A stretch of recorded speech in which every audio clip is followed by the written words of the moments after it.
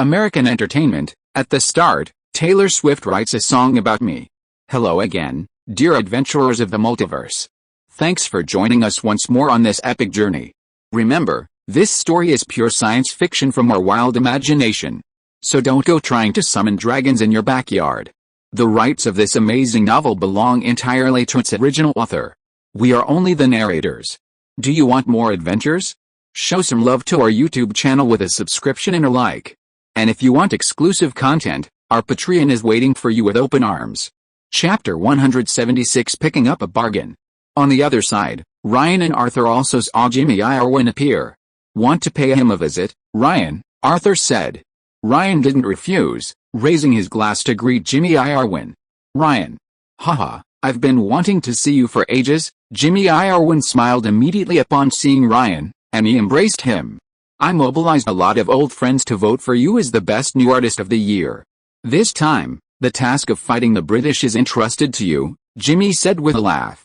American girls have a filter for the British, and American pop music has experienced two British invasions. In the 1960s, British bands, represented by the Beatles and the Rolling Stones, dominated the American pop music market.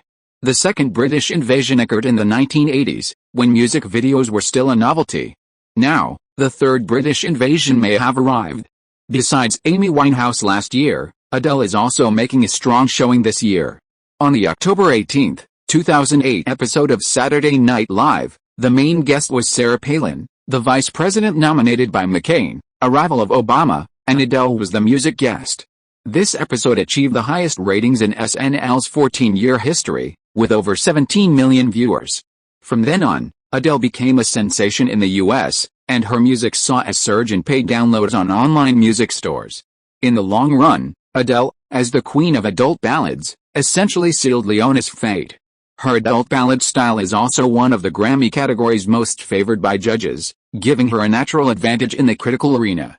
At the age of 19, she garnered 4 nominations, including Best New Artist, Best Pop Female Solo Performance, Song of the Year, and Record of the Year, 3 of which were the most prestigious general categories, demonstrating her immense popularity with critics.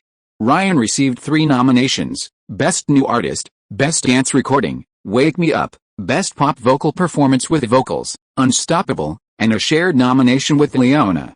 From a nomination standpoint, Ryan was clearly inferior to Adele. His only advantage was playing on home turf, having an American background. As for the odds, he could only take it with a grain of salt. He wasn't the lowest odds winner, Adele was. This won't be easy, Ryan chuckled. While this year's winner wasn't as critically acclaimed as Amy's last year, beating her wouldn't be easy. Electronic music was still a relatively new genre, and he only had 1 EP in the competition, making it incredibly difficult. Miracles can happen, Jimmy comforted him. Also, how are the clothing line sales? Jimmy suddenly asked. Ryan didn't understand why he asked, but answered anyway, not bad.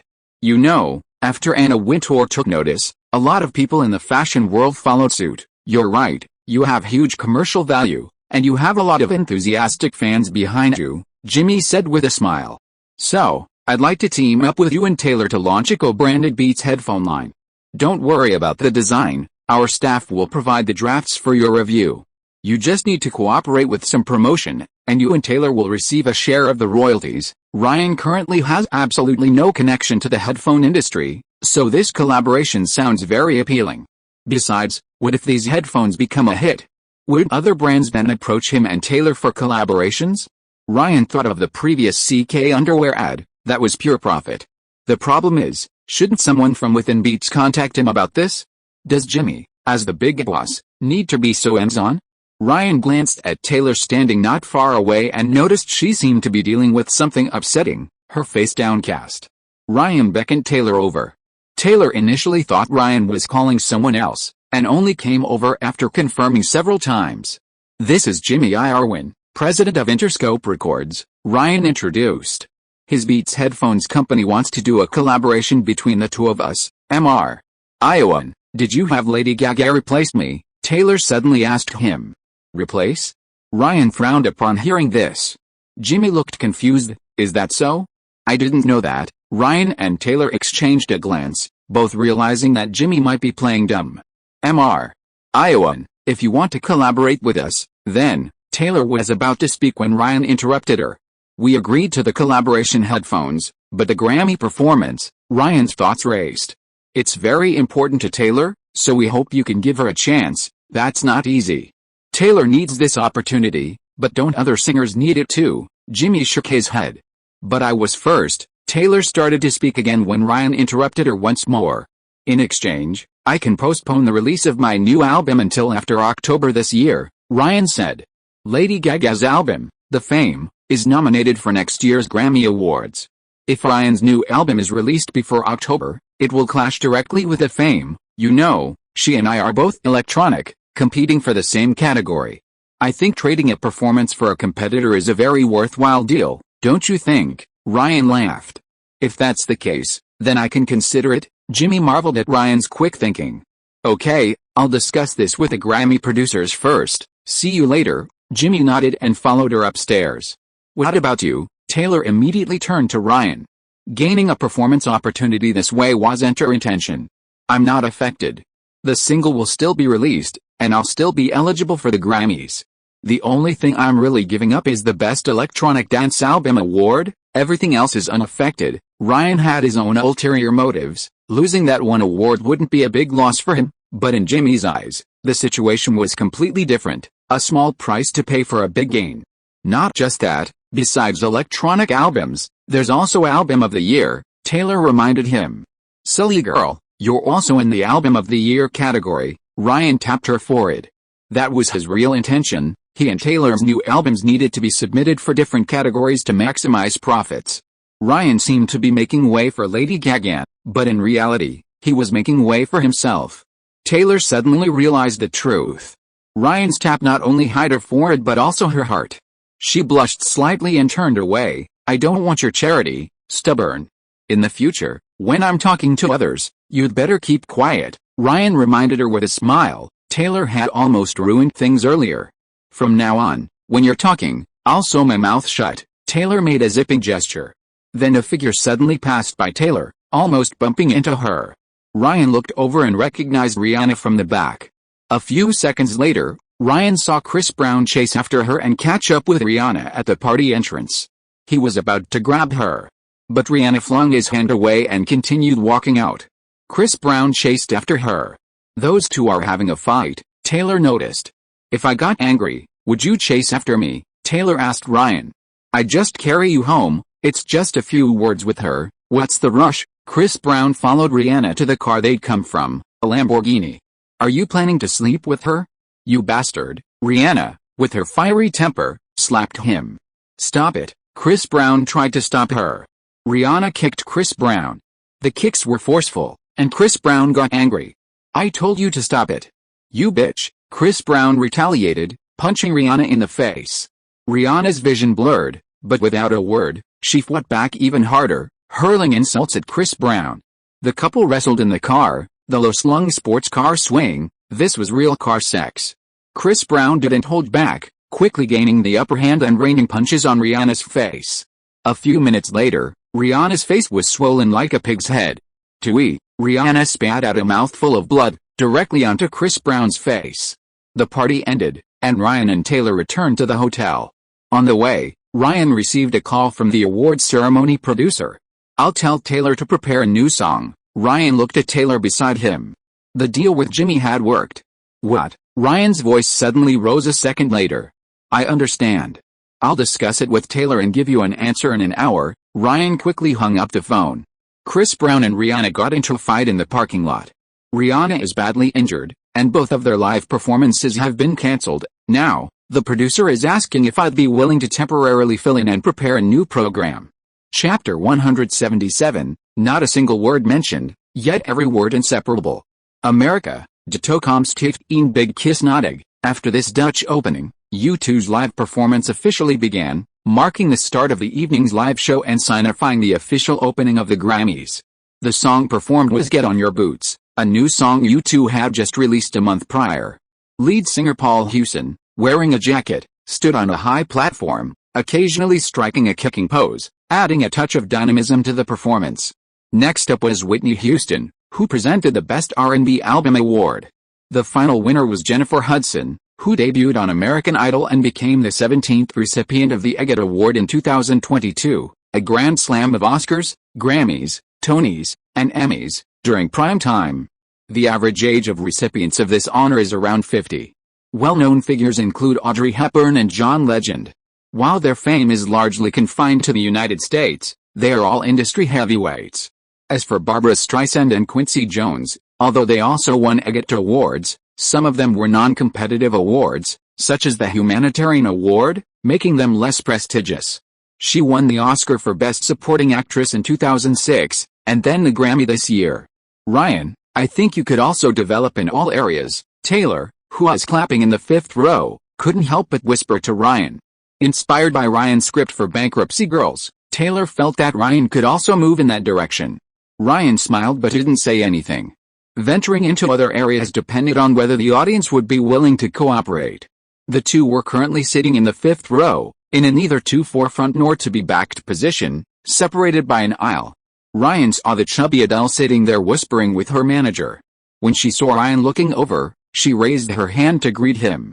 As an adult ballad singer, her songs were often melancholic and restrained, but her personality was actually quite different from her songs. She spoke very quickly, made many small gestures while speaking, and had the characteristic inflectional tone of a British person, giving the impression of being a bit of a goofball. Ryan turned to the other side and saw Katy Perry in a pink jumpsuit, short black hair, blue eyes with black eyeshadow, and a husky vibe comparable to Daddario. Like Taylor Swift, she was also going to perform later. Seeing Ryan looking over, she blew him a kiss. Then Dwayne Johnson took the stage.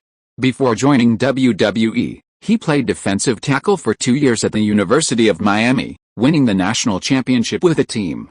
All the defensive tackles were massive and incredibly powerful. Ryan, playing tight end, relied more on agility. Compared to Dwayne Johnson, Ryan was about 70% his size. Of course, compared to the average person, Ryan was still quite a big guy.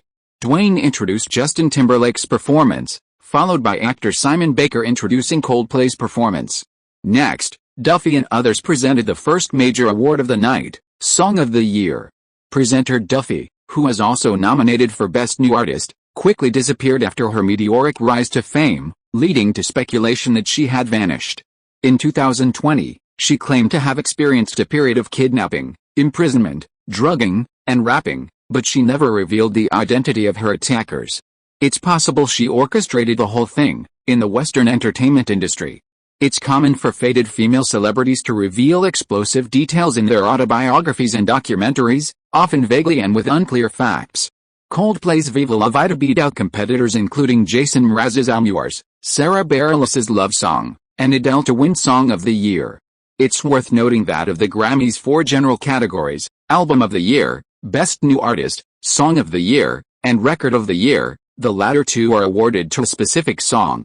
The difference lies in the award itself. Song of the Year is awarded to the songwriter, making Song of the Year more appropriate, while Record of the Year is awarded to the singer, making it the true Song of the Year. Next, Miley Cyrus took to the stage alone.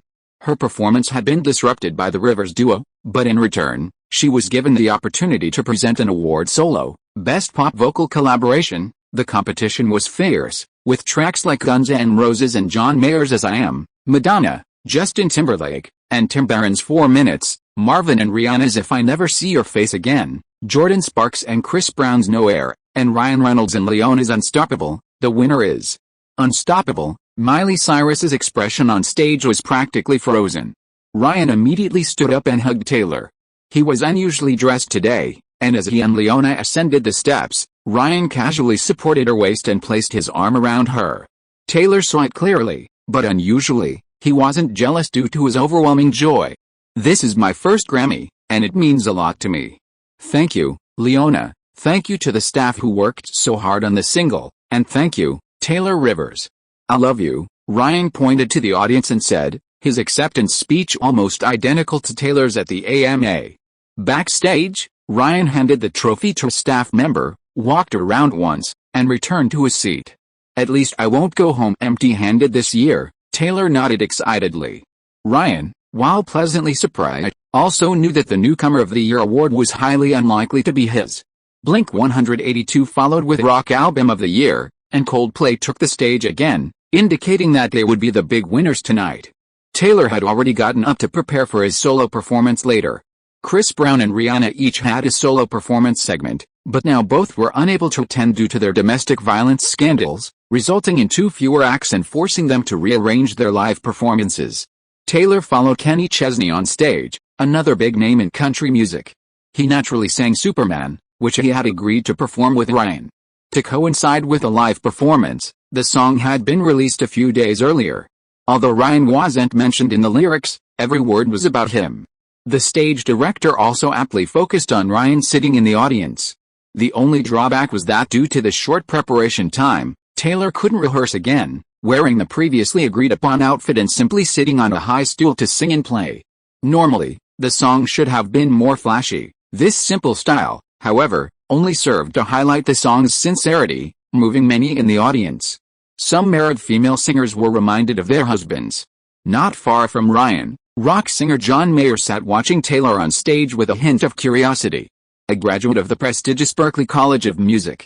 He was also quite handsome, and although his career had been lukewarm, he had certainly charmed many women. After Taylor left the stage, he returned to Ryan's side shortly after, kissed him, and then leaned on his shoulder. Next on stage were Sean Combs, Herbert Hancock, and Nerida Cole, who presented the Record of the Year, Single, award. Besides Adele, Coldplay's Viva La Vida was nominated again, as was Leona Lewis's Bleeding Love, and even Deborah and MIA's Paper Airplane, a collaboration from the Bad Rooms. In terms of prestige, Record of the Year is second only to Album of the Year among the 4 major general awards. Deborah's winning this award will undoubtedly boost his fame, and even Bad Room will benefit. However, the final winner was a surprise to almost everyone. Please read the letter, a folk song by Robert Plant, lead singer of the veteran band Led Zeppelin, and Alison Krauss, a minor upset. Next up was the renowned British actress Kate Beckinsale. Despite her striking traditional beauty in Pearl Harbor, her personality is anything but traditional. She had been with Michael Sheen for many years and had a daughter, yet she rejected his marriage proposal, stating, "It's no different from being married now." During the filming of Underworld, she persuaded the director to cast her partner, Michael Sheen, in the film. However, they began flirting on set, cheating on each other, and the two even married after filming wrapped. A few years into their marriage, Kate began dating younger men, openly admitting to the media, "I don't think there's anything wrong with it." Kate Beckinsale stood on the stage, her beauty undeniable.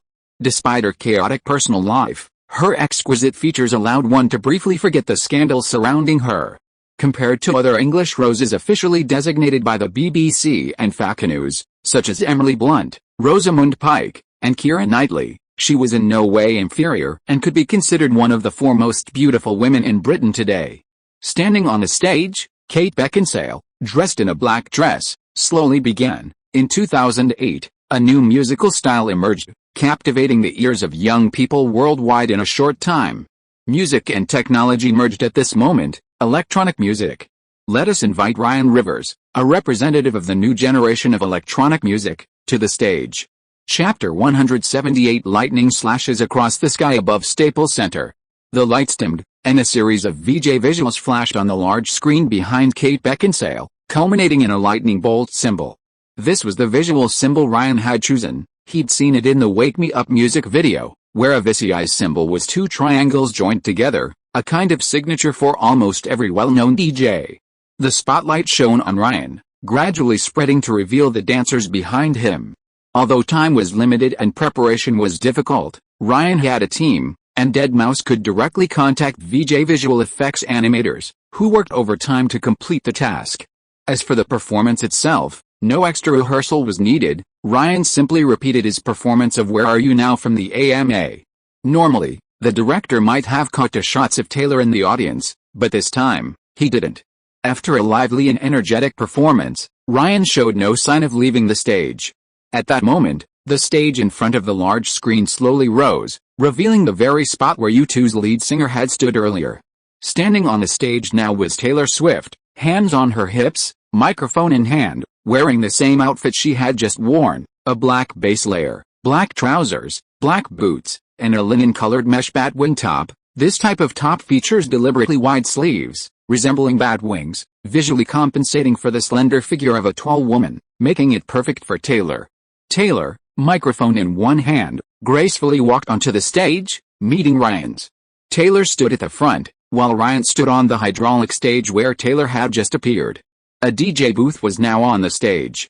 The music then changed, seamlessly transitioning from Where Are You Now to I Need Your Love. On the screen behind them, photos of couples began to play, some celebrities, like Ryan and Taylor, and others of ordinary people, regardless of age or skin color.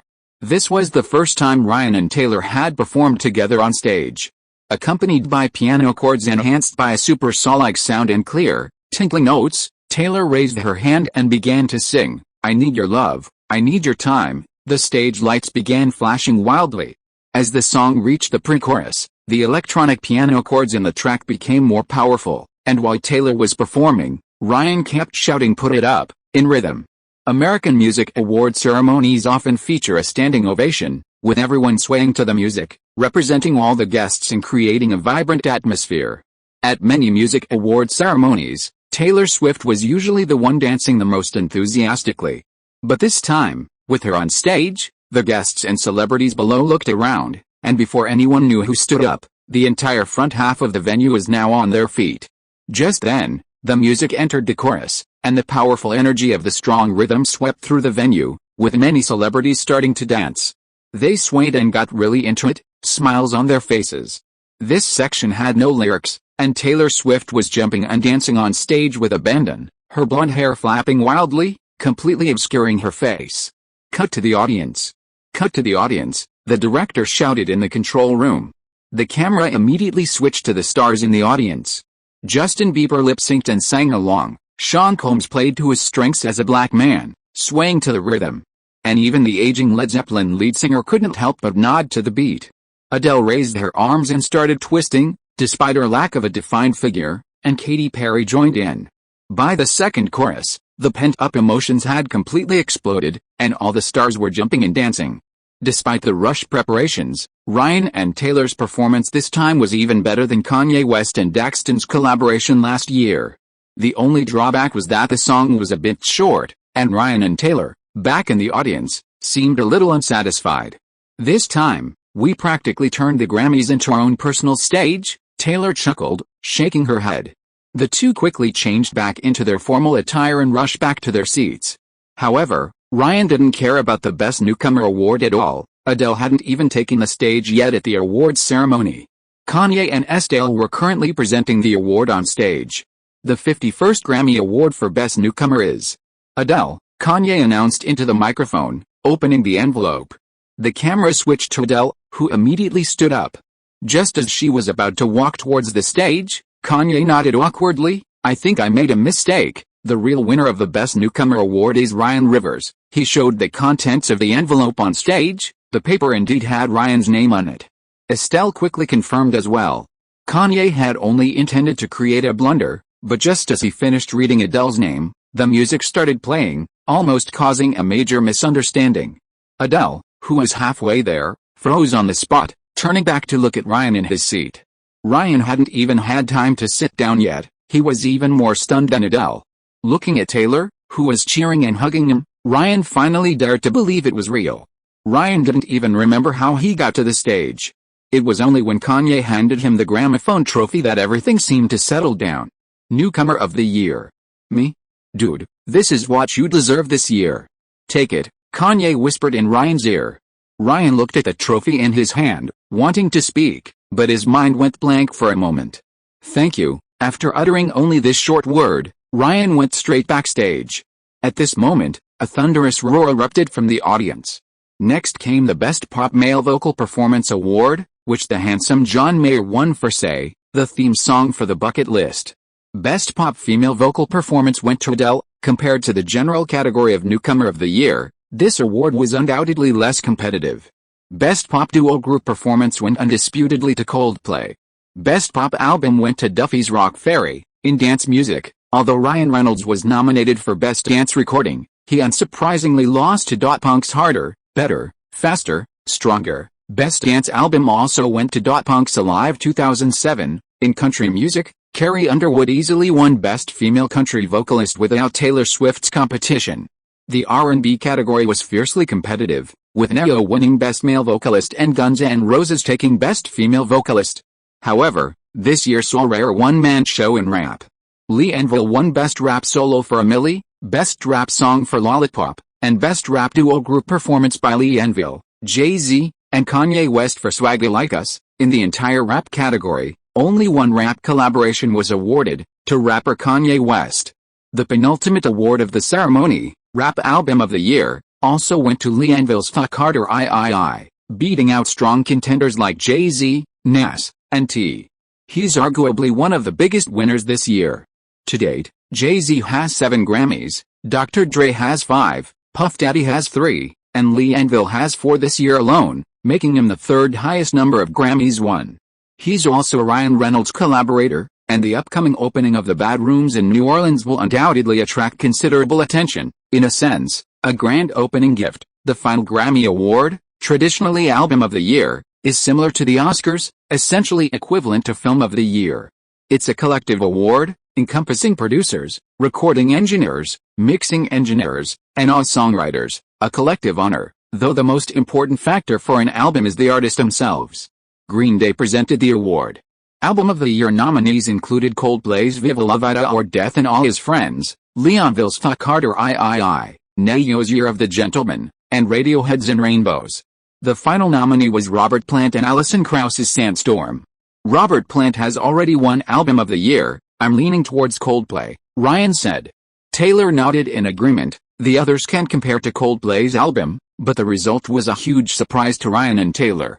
Robert Plant and Alison Krauss, fresh off their Album of the Year win, were back on the stage.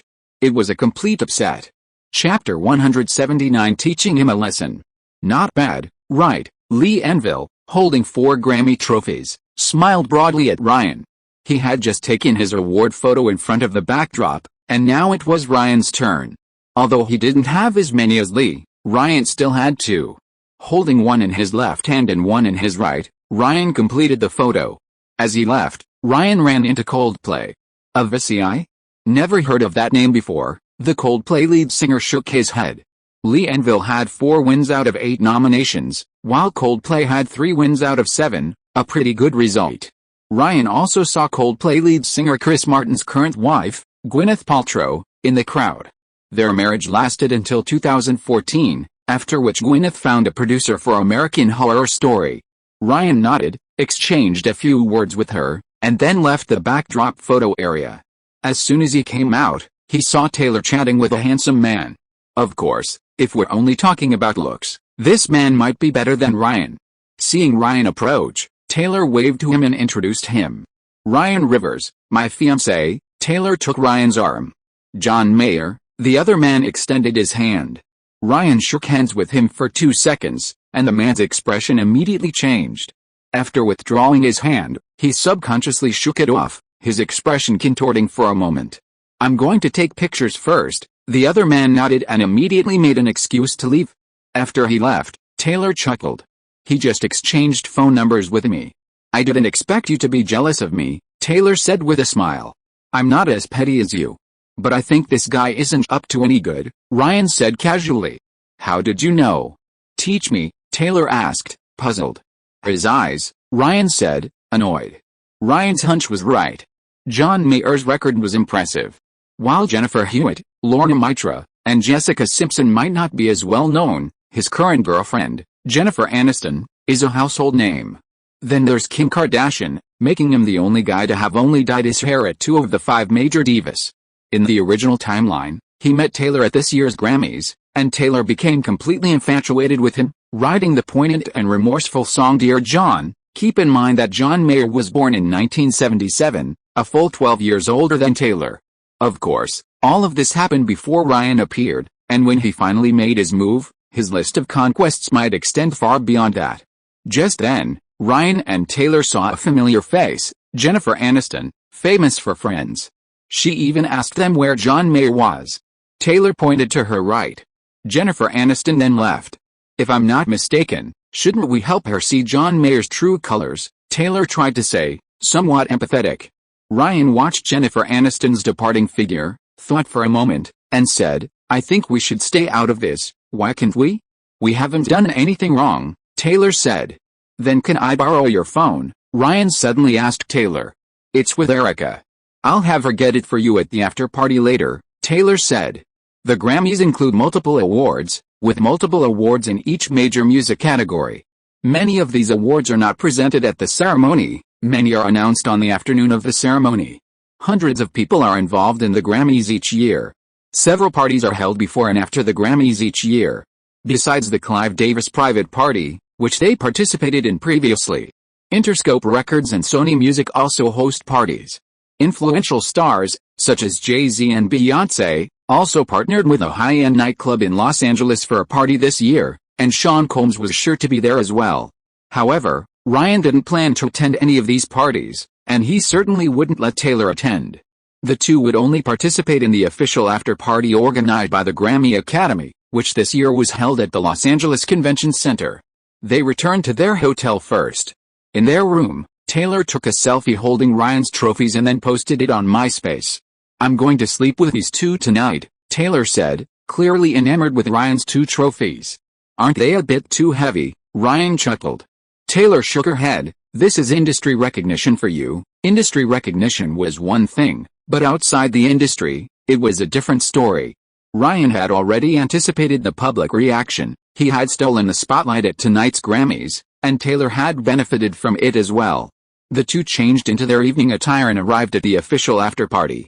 Taylor wore a knee-length cocktail dress, a look somewhere between formal and informal. Westerners have a complex system of etiquette for formal attire, the most formal being white tie, where women must wear full-length gowns. This is generally reserved for important royal events, equivalent to a state gift. The next level is black tie, which falls under the category of award ceremony attire. As for Ryan's straw dress, that falls into the casual wear category. You wouldn't even be allowed into some high-end nightclubs dressed like that. "I told you were dressed too casually," Taylor chuckled as soon as they entered the venue. Looking around, the men's attire was relatively formal, making Ryan a clear oddity. "That's not necessarily true," Ryan replied, noticing someone similarly dressed not far away. Kanye West had his hands in his pockets, wearing only a jacket that looked like it cost $35 at Walmart. Kanye also saw Ryan and approached him. Taylor saw Jennifer Aniston walk past and called her over. The two went to chat together. "Yo. Ryan, newcomer of the year. I'm honored to present you with this award. Honestly, you'll see one or two like Adele every few years, but you're different, you're groundbreaking." M3, black people often use filler words, like you know what I'm talking about. If said quickly enough, it sounds like M3, "I'm just lucky," Ryan chuckled. "By the way, are you going to the 4 major fashion weeks this fall-winter?" "I'm going to, with my friends." "M3, I have to see your show." Stray only goes to Paris and New York fashion weeks. "If you want to come, you're welcome anytime. Just give me a call." M3, coming to the West Coast. Ryan's accent has also become West Coast-esque. The Olsen twins have already finalized a unisex collection. Ryan wasn't actually involved in it, and he doesn't understand design at all, but he was listed as a designer, so he had to go to Fashion Week to make an appearance. Around Fashion Week, there's a series of events, such as shooting a cover for Vogue. Anna Wintour had scheduled it for January, but Ryan kept postponing it until now, and he had to get the Vogue cover shot before Fashion Week started.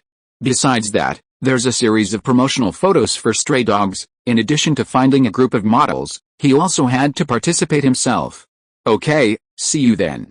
Kanye nodded, and casually introduced Ryan to his new girlfriend, a black woman named Amber Rose. After saying goodbye to Kanye, Ryan saw Adele and Katy Perry together. At this point in time, Adele and Katy Perry were just beginning to emerge, not yet established. "You stole my Best New Artist award. You only get one chance for Best Album in your life." Adele, speaking with a London accent, grabbed Ryan and confronted him, a cigarette between her fingers, smoke billowing from her mouth as she spoke. Despite her great voice, she smokes, and quite heavily at that. Just hours ago, in a media interview, she said she was so excited about winning the Grammy that she'd have to smoke a few more. "Everyone online is saying you're the Grammy's favorite son," Katy shrugged. "A favored son is always better than a stepmother. But speaking of which, How did you manage to sing 2 songs in a row? Katie asked, also puzzled. You'd have to ask Rihanna and Chris Brown, Ryan thought to himself. I got a call, and they asked me to fill in. It was all a coincidence, Ryan explained. You're definitely hiding something, Katie said in her baby voice. She was a real sucker. Ryan had indeed hidden some things, like the deal with Jimmy Irwin. Otherwise, the production team should have notified me, Katie nodded. Was it possible the production team thought your single wasn't doing so well? Ryan chuckled. This was his biggest advantage in being able to sing 2 songs this year. The production team was short of staff, so they had to find him, otherwise, they would have had to gather a bunch of celebrities for a variety show. While chatting, Ryan saw John Mayer flash by and approach Minka Kelly, the current girlfriend of Chris Evans, though Chris Evans was only moderately famous at the time. Ryan thought for a moment, then pulled out Taylor's phone. Hey, I just wanted to buy you a drink and talk about music. John Mayer grabbed Minka Kelly. Really? Sorry, my boyfriend has to pick me up later. Minka Kelly shook her head and left. Shit, John Mayer shook his head. Just then, his phone rang. There was no extra information, just a room number from the hotel next door. But looking at the sender, John Mayer couldn't help but smile. He quickly went to the agreed-upon location, spitting twice in his palm and rubbing his hair before entering. But when he opened the door, he was dumbfounded by what he saw. There were 3 people in the room, Ryan, Taylor, and Jennifer Aniston. Is this how you discuss music with others? Jennifer Aniston sneered. She had heard some rumors before, but hadn't confirmed them. Now it seemed there was no need to confirm. Ryan, do me a favor. You don't need to worry about the cleanup, Jennifer Aniston said to Ryan. Perfect timing, Ryan wanted to teach him a lesson too. He loosened his collar and slowly approached John Mayer. Jennifer, let me explain, John Mayer pleaded with his girlfriend. You can explain after you've been beaten up, Jennifer smiled. John Mayer tried to open the door to leave, but found it locked from the outside. Fuck, he cursed, knowing he was doomed tonight, and threw a punch at Ryan's face. Ryan raised his hand, easily grabbing his fist, and slowly applied pressure. John Mayer's arm bent, and his entire body, from his face to his back, began to contort. Chapter 180, Ryan laughs as netizens think about it. Taylor and Jennifer Aniston stood in the room, a chill running down their spines. John Mayer had one swollen eye, only his other eye was open, his lip was split, blood seeping from the corner of his mouth, and one cheek was swollen as well. As a graduate of the Music Academy, he probably secretly regretted not having been taught fighting techniques in his major courses. He actually had an advantage in age, but the difference in physique between him and Ryan was too great. So the result could only be a one-sided beating. Enough, Jennifer still felt a little sorry for him and took the initiative to ask Ryan to stop. Ryan released his hand from John Mayer's collar, and John Mayer slid down. Ryan slowly squatted down, looking him in the eye. If I see you harassing other girls again, it won't be as simple as breaking a few fingers, understand? Look at me, Ryan said calmly. John Mayer looked at Ryan with his only remaining open eye, then slowly nodded, the sharp pain from his finger bringing tears to his eyes. I swear, I'll avoid you guys from now on, John Mayer said, his voice trembling with tears. Ryan stood up, indicating he could leave. John Mayer struggled to his feet and staggered away. He wouldn't dare do anything to me, but what about the media? Probably not. Jennifer Aniston was still a little worried that Ryan would be implicated. After all, he was standing up for her, but then she thought, Ryan was the one she least needed to worry about. The previous rumors had been rampant. Thanks, I feel much better. I admit, I'm a little. Taylor, Ryan's a handsome guy, so you understand what I'm trying to say, Jennifer nodded. I completely understand, Taylor chuckled. How many days are you staying in Los Angeles? I think I can show you around, as a welcome to our friends who've come from afar. What do you think? Jennifer Aniston said. We might have to leave soon, I have to prepare for the tour, and Ryan has to come with me. We've already discussed it, Taylor said. Considering Taylor's phenomenal performance at the Grammy Awards, Ryan decided to have her strike while the iron was hot and immediately begin her tour. The first stop was confirmed at Roberts Civic Stadium in Evansville, Indiana. It wasn't close to Nashville, nor was it a major city. Choosing it was more for the initial testing phase of the tour and to allow the team to gel. Then I wish you a successful tour. When you tour to Los Angeles, "I'll buy some front row tickets and give them to my friends," Jennifer Aniston said. "Only if I can tour to Los Angeles," Taylor chuckled. Although she had a huge fan base, it was still her first tour, and whether her fans would be willing to buy tickets was uncertain. Entering the venue and buying albums were two different things, and she couldn't make any promises too easily. "Absolutely no problem, I believe in you, baby," Jennifer hugged Taylor.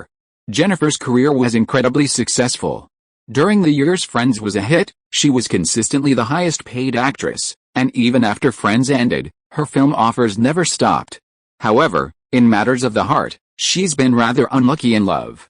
Her affair with Brad Pitt is well known. Angelina Jolie stole him away, a scandal that caused quite a stir back then. Then there's John Mayer, which goes without saying, and her marriage to screenwriter Justin Theroux also ended abruptly. She tried IVF but failed several times, and after her divorce in 2017, she probably saw the light and became a loner. "Jennifer, I think Taylor's tour tickets should sell out easily, but, you know, I invested in a sitcom," Ryan suddenly said. If Jennifer could make a cameo appearance, it would be a game changer. The CW executives would probably be laughing all the way to the bank. "Yet, Jennifer, if you could make a cameo, that would be fantastic news. It's at Warner Brothers. Studio 25, not far from where you live. It should only take an afternoon." Taylor immediately chimed in, strongly inviting Jennifer to join. "Well, as you two know, I'm probably quite busy," Jennifer smiled.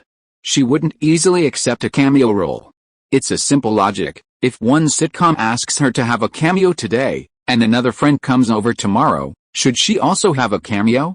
She started her career with sitcoms, and the scope of her business is too broad. She'd turn down these kinds of offers if possible. "However, I did receive an offer a few days ago for a movie, a compilation film scheduled for release next Valentine's Day, also titled Valentine's Day. They wanted me to play a role, but I declined. I don't want to steal the spotlight from Julia Roberts. But I think you two would be perfect. I can recommend you both to the producer." Jennifer's gaze swept over the two of them. A handsome man and a beautiful woman, a perfect match, and so young, no one is more suitable to play a high school couple than you two. The director is already very willing. This is a big production. The director is Gary Marshall, the one who directed Pretty Woman and The Princess Diaries. Anne Hathaway, Ashton Kutcher, Jamie Foxx, a whole host of big names will be in it. Jennifer spoke like a silver-tongued agent. Taylor looked at Ryan. She thought the idea was excellent. "We'll consider it and give you an answer within 3 days," Ryan said after a moment's thought. "Great. Let's go back to the party. I want to see if there are any other handsome guys," Jennifer Aniston said, taking Taylor's hand. Jennifer was just 40 years old this year, middle-aged, and childless, yet she had a kind of elder-like fondness for Taylor and Ryan. That evening, Taylor and Ryan returned from the party and went to their room. "What do you think?" "I think it's a great idea. You should be multi-talented anyway. This is a good opportunity to enter the film industry. I heard that Justin Timberlake has even taken on a role with a big director," Taylor said between their intimate moments. "If it's just a short scene, it shouldn't take long," Ryan added. "There are nearly 10 couples in the whole movie, and on average, he and Taylor will only have less than 10 minutes of screen time." As for the TV series, Jennifer Aniston's appearance is just icing on the cake. The quality of the series is guaranteed, so the minimum standard is set. In comparison, the movie opportunity is a godsend, and this movie has an all-star cast. It couldn't be more perfect. "Then it's decided. I'll call Jennifer tomorrow and tell her we both agree to act in it," Taylor nodded.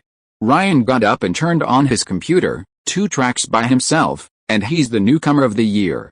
It's announced that Ryan is the record industry's chosen star. Based on the previous situation, this guy should have the strongest background right now. By the way, what exactly is his background? I don't know. That's the most baffling part of the whole thing. Countless people have been mobilized, yet they can't find a single clue. Don't you understand such a simple principle? Having no background is the biggest background. Ryan shook his head and smiled bitterly. What's the difference between this and those people in the fashion industry? Taylor leaned closer, amused. I have a feeling I'll be the next one to be gossiped about. They'll say I'm some mysterious descendant of nobility, and you'll be the Freemasons' spokesperson. Taylor chuckled.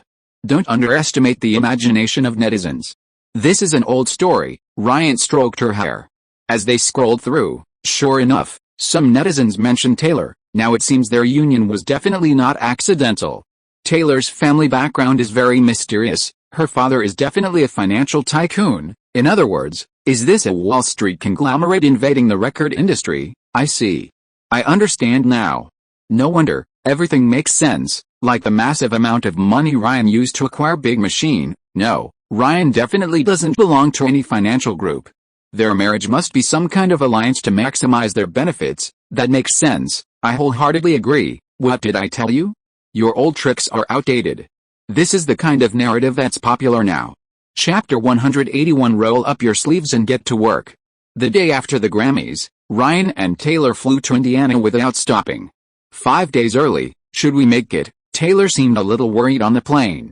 But Ryan didn't respond. She turned her head and saw Ryan sleeping with an eye mask on in the luxury airline seat next to her. Without a word, Taylor lifted her leg and stretched her bare foot under Ryan's nose. Ryan's nostrils twitched twice, and before Taylor could even laugh, Ryan swiftly grabbed her foot. Ha ha ha, don't tickle me. Taylor immediately covered her mouth as her foot was tickled. First class consisted of semi-open spaces. The two were in a double first-class cabin with a curtain at the door. Moreover, the entire first-class area consisted only of Ryan and Taylor, so their little movements were perfectly acceptable. You'll have to ask your dad, Ryan said. He had entrusted the entire tour to his father-in-law, who was acting as the tour director. Ryan had only assigned a tour manager to handle the specifics, who was the father of a fan on a fan forum. The rest of the technical team was recruited by these two. As he spoke, Ryan played with Taylor's food-grade jade feet. To describe Taylor's figure in one sentence, it would be world-class from the waist down. Her long legs were nice, and her small feet were also good, white with a rosy tint. He was just playing with them. The performance team is fine, but I'm worried about the technical team going wrong. Taylor seemed thoughtful. The band members and dancers were all fine. She had rehearsed with them many times. Have the truck drivers been found? Ryan wondered. I don't know. Taylor shook her head. How come you don't know anything? Ryan lifted his eye mask. I can't be in charge of everything, can I? I have to be in charge of the performance. Completing rehearsals in such a short time is already hard enough, Taylor pouted. True, Ryan nodded.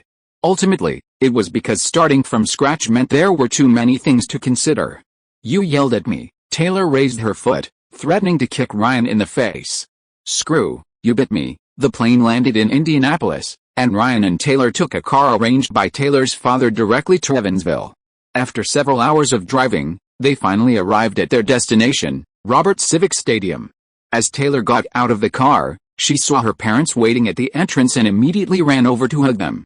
Ryan noticed several other people standing next to Taylor's parents, dressed in suits and looking very serious. They appeared to be local officials. Let me introduce you to. This is from the mayor's office. This is from the local tourism department. This is the stadium manager. You can't go wrong with anything related to the stadium. This is from the local police department. He's in charge of municipal security for the tour. It's a great honor that Ms. Rivers chose Evansville as the first stop of her tour. On behalf of the mayor and the city council, I extend a warm welcome to both of you. We've prepared some city council related activities, and the day the concert begins will be named Taylor Swift Rivers Day. Also, congratulations on winning the Grammy Award for Best New Artist. This staff member from the mayor's office shook hands with Taylor with one hand, but with Ryan, it was with both hands.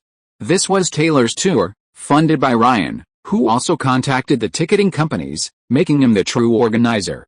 However, the location selection wasn't really Ryan's responsibility. It was a list provided by AEG, combined with Taylor's fan-base distribution, that ultimately determined the final choice. Ryan nodded and said a few polite words. Large-scale concerts can boost the local economy, which is certainly part of the municipal achievement. Ryan spoke with officials from the tourism department and the police station, who assured him and Taylor that they could contact them anytime if needed. Taylor's father had their contact information.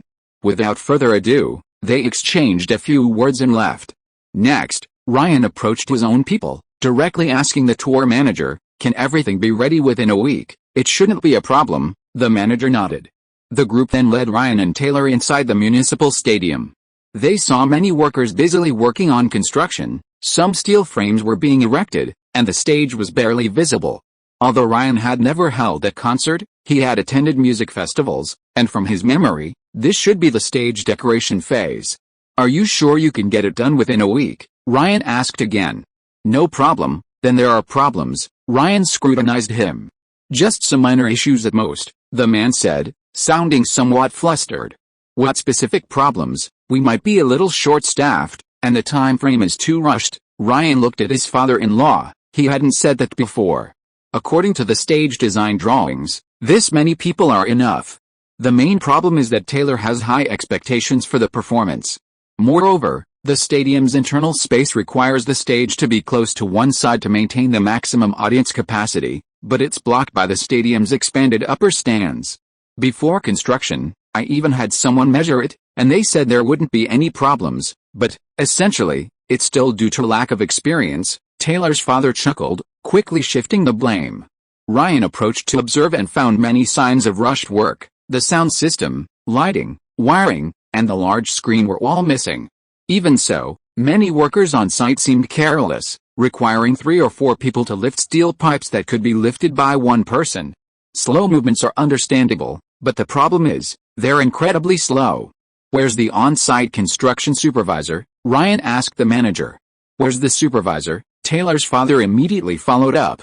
The manager asked a few people before returning. He said he went to smoke. There are fire safety regulations here. Nearly 10 more minutes passed before they finally saw him. Mr. Rivers, sometimes we can't do anything about it. My suggestion is to try to find as many people as possible, the other party said with a smile. Is the finance person there? Ryan looked at Taylor's father. Yes, in the temporary office at the stadium, Taylor's father said. Go find the finance person. Ryan then looked at the on-site construction manager. To get money to hire people locally? No. To settle your wages? Ryan said. At this point, he was still taking it easy. Where was he before? Yes, firing him was the right thing to do, but the problem is that it will affect the construction progress, Taylor's father said worriedly. I'll think of a way. Ryan first called the person in charge at AEG. I'm in Indiana. I need stage construction workers, as many as you can. Is that all you have? No problem. The most important thing is to get to the site as soon as possible. Send 2 more managers over. Ryan put down his phone. The other party's quote wasn't cheap, and airfare would be another large extra expense. But with the situation urgent, Ryan couldn't worry about that now. Ryan then dialed the bedroom manager, Sean. Get me in touch with the team that did the interior decoration for the bedroom. Yes, I know it's a bit far. Get out of here as soon as possible, not to Indiana, but to Jonesboro, Arkansas. This is the second stop on the tour. Ryan hung up the phone. Ryan, shouldn't we focus on one location? The stage for the first stop isn't even set up yet, Taylor's father said, puzzled. As a senior executive at a financial company, Taylor's father might be good at financial matters, but when it comes to actual show organization, he's a bit out of touch. The initial stages of a tour are all consecutive, one city a day. It's like dominoes, if one stop is delayed, all the subsequent shows will be affected, Ryan reminded him. The reason for such a tight schedule is to earn more money. Compared to 3 shows a week, 3 shows every 3 days saves more on labor costs, but requires a higher level of skill. The higher the efficiency, the more money you make. So, Taylor's concert, seemingly on one stage, is actually 2 teams, A and B, setting up in different locations. Ryan also didn't forget to hire some free labor from the city office. These people can always do the most basic work. They didn't even forget the band members and performers under Taylor's command. At first, these people were extremely reluctant, since they either played instruments or danced. But when they saw Ryan take off his clothes and step in, they felt embarrassed to just stand by and depart. In the end, even Taylor rolled up his sleeves and personally moved the steel pipes. Taylor's father saw this, sighed, and knew in his heart that his negligence had caused this situation, so he also helped out. Chapter 182 The Massive Tour Plan. Late at night, a group of people sat on the stadium floor, surrounded by pizza boxes bearing the Papa John's Pizza logo. A bald man with a goatee was putting a slice of pizza into his mouth, his arm trembling slightly. He was the drummer of Taylor Swift's band, and the oldest among them. Al, you're getting old, said a man with an exaggeratedly radiating hairstyle, Grant, the electric guitarist of Taylor Swift's band, laughing. Anyone who had seen Taylor Swift perform a few times would have some impression of this Black Lion King. "We're not going to keep working until the concert starts, are we?" Caitlin Evanson asked. She was the band's violinist, occasionally playing guitar and providing backing vocals. "That's not in the contract," Liz, sitting next to her, whispered. She was Taylor Swift's backup singer at the concert. According to Ryan, the stage will be set up within 3 days, Taylor Swift said, leaning over with a piece of pizza in his mouth as he overheard the band members' conversation. She ate with the band members, then stood up and distributed the remaining pizzas to the others. "Thanks," said bassist Amos Heller, who, despite his unassuming appearance and Elvis-like square sideburns, had worked tirelessly without flinching. He was still playing for Taylor as of 2024. "Give me more, I'm starving," said lead guitarist Paul Sidoti, a man with an honest, unassuming appearance. Also present were Ben Clark on mandolin and banjo, and Daniel Sidonik on percussion. This group of 8 comprised Taylor's band members, along with 5 women and 2 men as backup dancers, making a total of 16 performers including Taylor himself. At that moment, Taylor approached Ryan, looking preoccupied and deep in thought. "The main steel frame of the stage is basically complete. Finishing touches will be done tomorrow morning, followed by soft furnishing installation in the afternoon, and finally, equipment installation. The Chinese manufacturer's personnel will arrive tomorrow afternoon for the large screen, along with the lighting, sound, electricity, and hydraulic lifting equipment. With a couple of extra days of work, the stage should be completely erected by noon the day after tomorrow at the earliest. By then, the steel structure of the stage for the second stop, Jonesboro, will also be completed, and this team can immediately go to continue the installation for the second stop. Simultaneously, the stage construction crew will head to the third stop, St. Louis. Everything can be done in time." Ryan finally breathed a sigh of relief. Regardless of the extra costs, at least Taylor's tour wouldn't be postponed. A postponement could be a big deal or a small one. Aside from hurting fans' feelings, ticket refunds and additional costs would add up. The tour involves 3 teams, totaling about 150 people, plus truck fees. Eating, drinking, and accommodation for so many people would cost a lot every day. Ryan did a rough calculation. The core band members would earn $300 to $500 a day during the performances. Their pay would be higher during performances due to downtime. Some key positions, technical leads for lighting, sound, etc., would pay even more. Stage workers and porters would earn around $150 a day, plus senior management, such as the tour manager, who would earn $1,000 a day. That's $50,000 a day just in wages. Food and lodging, at an average of $150 per person per day, would be over $20,000. Adding miscellaneous expenses like transportation, security, and other extra costs, even at the lowest estimate, it would be at least $15,000. So, the total daily cost for the concert would be nearly $90,000. Currently, there are 54 cities in 39 states across the US and Canada, totaling $5 million. This doesn't even include venue costs, which are also a major expense. And the 2 shifts of stage workers and technicians would add another layer of cost. "Taylor, what's the average ticket price for this concert?" Ryan asked. "Around $60, Taylor said. This figure was verified. That was the average ticket price at the time, lower than nightclub ticket revenue." Ryan was taken aback. "The concert market is very competitive. Any higher and the tickets won't sell," Taylor said. "There are 11,000 seats here. Subtracting the 1/5 behind the stage, assuming a full house, the box office revenue would be nearly $500,000. After deducting the commission from ticketing channels, the net box office revenue would be around $350,000.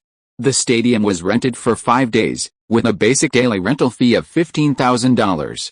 There were also an additional $5,000 in expenses on the day of the concert, cleaning, venue security, ticket checking. Considering this is the first concert, there was extra preparation time. Ideally, this concert would at best break even, but the next 2 shows would likely be profitable. How much they would earn depended on the attendance. If the venue is full, a concert could earn at least $200,000. This was just for a medium-sized venue. If it were held in a large venue and ticket prices increased further, the profits would be even greater. However, this was supposed to be the couple's money, with Taylor owning at least half. It was just that this money was temporarily deposited with her, and she hadn't gotten past her father yet. Late at night, Taylor's cries of pain echoed from the room. "Ouch, it hurts, you're hurting me, be gentle, ouch." Ryan hadn't done anything, but he touched the bruise on Taylor's back. "I told you not to do the work. You're so thin, you can't do that kind of work," Ryan said with concern. At that moment, there was a bruise on Taylor's fair back, along with her collarbone, from the work she'd just done. "Well, you did it. I can't just stand by and watch, I have to set a good example, right?" Taylor frowned, not feeling anything before, but now it was hurting more and more. "Next time you encounter this kind of situation, do some auxiliary work, like handing someone a drink." Ryan poured some acrid cream into his palm. This stuff could be bought at a pharmacy, and its effects were similar to Yunnan Baiyao. "Ouch," Taylor winced in pain as the ointment was applied. "That's about enough." Ryan applied a cold compress to improve blood circulation and reduce bruising. Taylor tugged at her collar. "It should go down quite a bit in the next few days. If it doesn't, I'll have to wear makeup to cover it up. Otherwise, someone might see it and post the photos online saying I abused you." Ryan chuckled. "You know what, that's quite possible." Taylor tugged at her collar again. Ryan took an orange from a plastic bag and peeled it for Taylor. "Open your mouth." Ryan handed her the orange.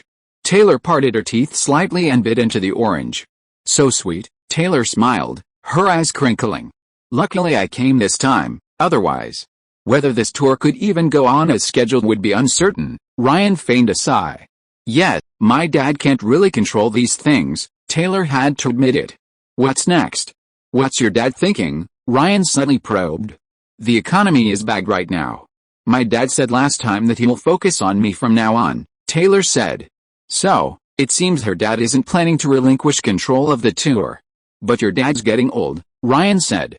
"Her dad was born in 1952, making him 56 this year. Right? I also think it's best for them to retire sooner rather than later. But my dad also said he's going to start a talent agency, using my lucky number as the name, and that in a few years he'll leave all the shares to me," Taylor continued. "If you ask me, why not just give you the shares and let your dad be a senior executive?" Ryan thought for a moment and said. "It's better for Taylor to have the shares directly than for her parents to hold them. Besides, you know about your dad's shady dealings. I won't take a penny of the money, you can control it as you please," Ryan said, hugging Taylor from behind and kissing her white neck as he spoke, seeing the opportunity. At this point, it would be too blatant to seize control rashly. Taylor had to handle her parents. As for Taylor herself, who else would she side with but her husband? "With this money, besides buying a house, it seems like there's not much I can do." Taylor grabbed Ryan's hands, which were wrapped around his waist, and began to caress them, lost in thought. "You still have to keep it. Think about it, if your dad keeps this money, doesn't your brother also get a share? This money should have been yours in the first place," Ryan reminded him. "That's true." Taylor turned around. "I need to think about our little family now. So it's settled then, I'll go see my dad with you tomorrow." Taylor nodded. If you are listening to this novel on a channel other than Fanfic World, it means it was downloaded and re-uploaded without effort. We warmly invite you to visit our channel, Fanfic World. There you will find the original version of this story and many other novels of various genres. We look forward to seeing you dive into a world of incredible novels. Chapter 183, Walking Side by Side. "Ryan, take a look. These are the bylaws of 13 Management." Taylor's father, Scott, handed Ryan several documents. Ryan glanced at them. Taylor was right last night. Scott was now planning to revitalize his daughter's career. This involved more than just tours. All business directly related to Taylor, including endorsements, events, and schedules, except for records, was all under her father's control in one company, including her management contract. It could be understood as Taylor being her own boss, having her own studio. However, the nominal head of this studio was Taylor's father, with himself and Taylor secondarily. From now on, Taylor will be independent of the existing record company system and will no longer be subject to anyone. Taylor's father described his grand vision for the future. In a sense, Ryan's acquisition of Big Machine was actually a subtle way of accelerating Taylor's father's plan, bringing it forward by several years. Ryan looked up and met Taylor's gaze. "Dad, I think Ryan should handle these things. You should enjoy your retirement. Your health is the most important thing," Taylor said with a forced smile. It's alright, Scott immediately shook his head. The doctor said my body is like that of a 20-year-old.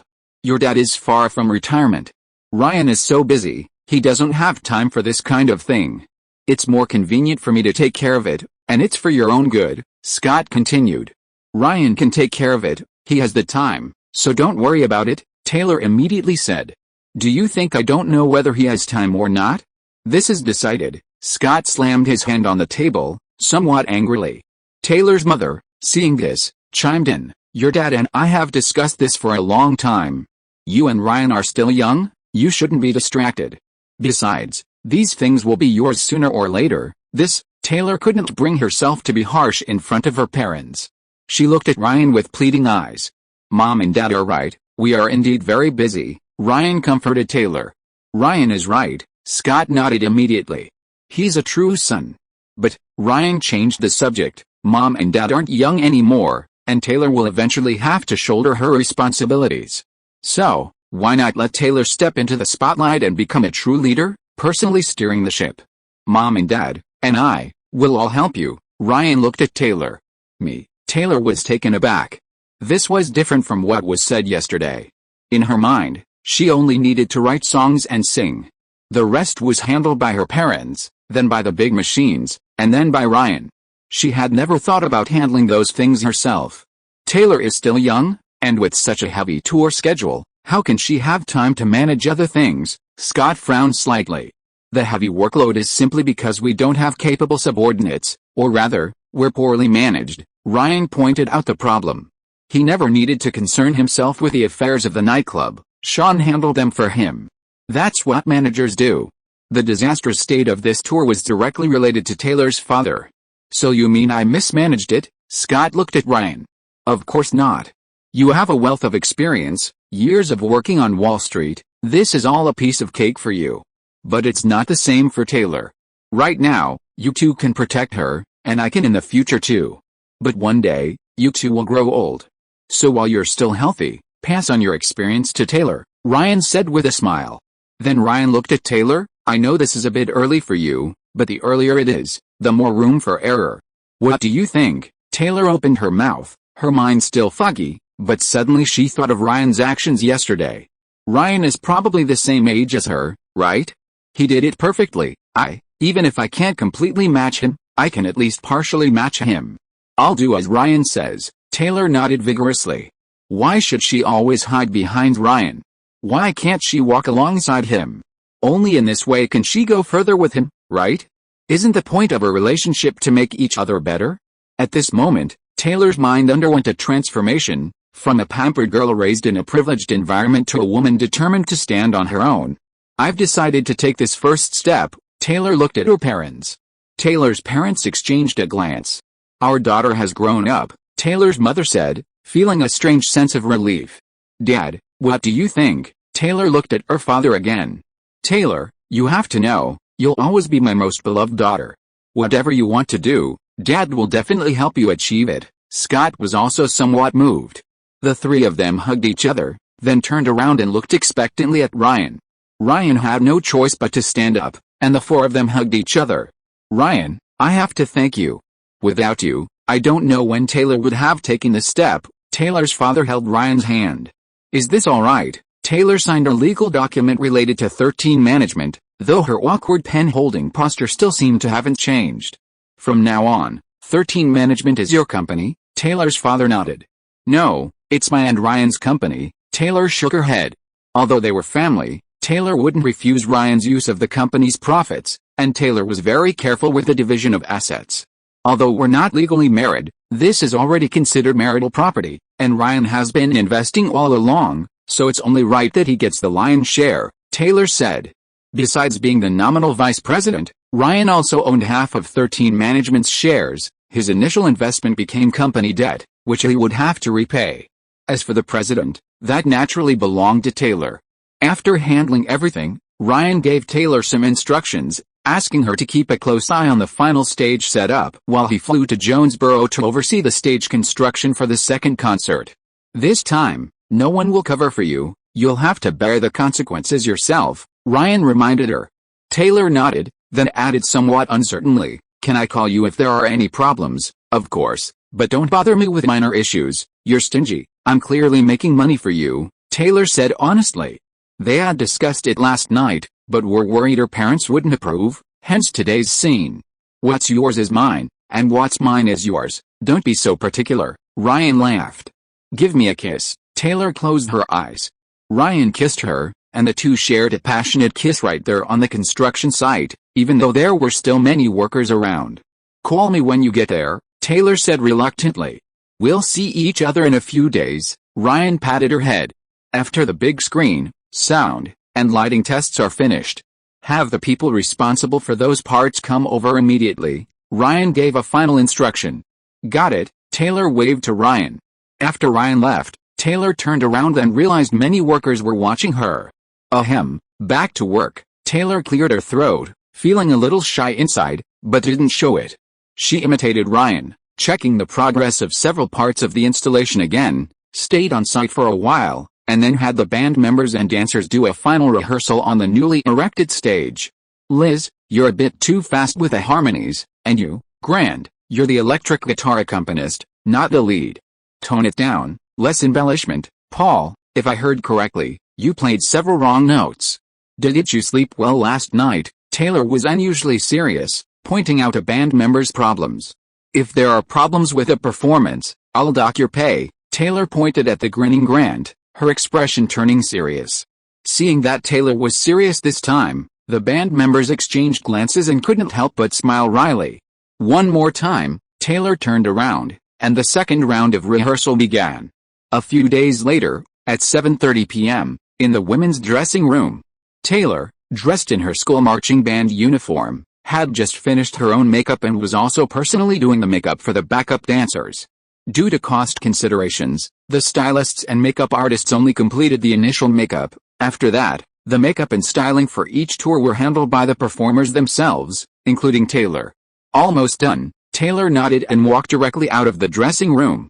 The backstage was a bit chaotic at the moment. She gathered the band and backup dancers who were ready together.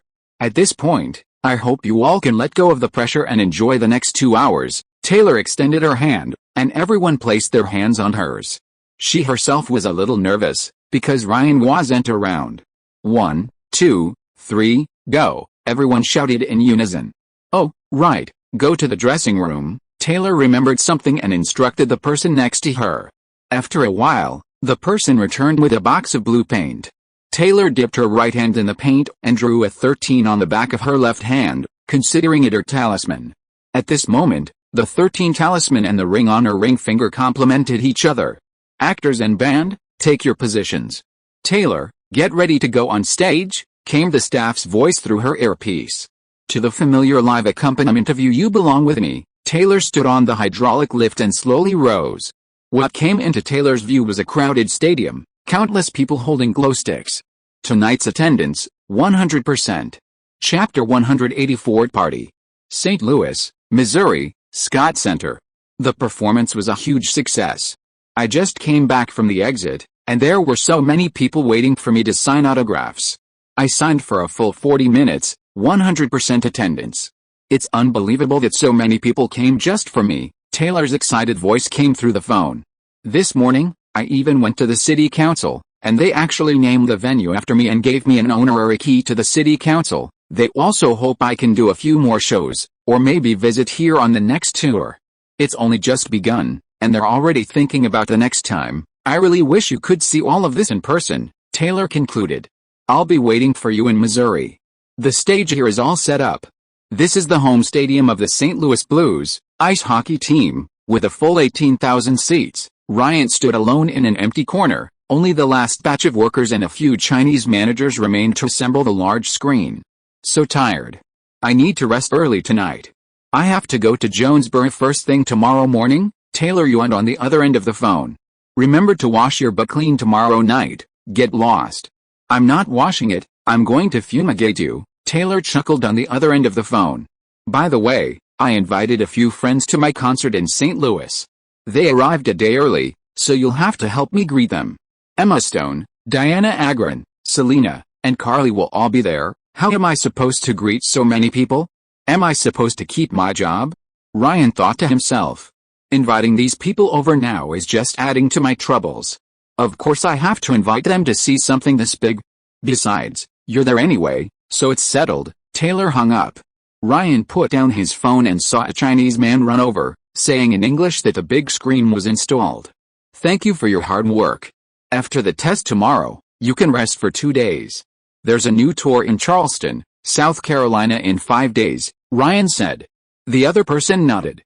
Want to grab some late-night snacks? Ryan looked at the Chinese man. Judging from his appearance, he probably wasn't an ABC, American-born Chinese. It wasn't that he was a sycophant. Ryan always treated whoever worked overtime, in addition to their overtime pay, to late-night snacks. Ryan led the group to a nearby 24-hour chain restaurant, letting the workers eat as much as they wanted.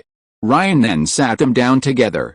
While they were eating, they overheard several people at the next table whispering in Chinese, "That guy looks really young, he's probably not even 20 yet, he's a singer," another said.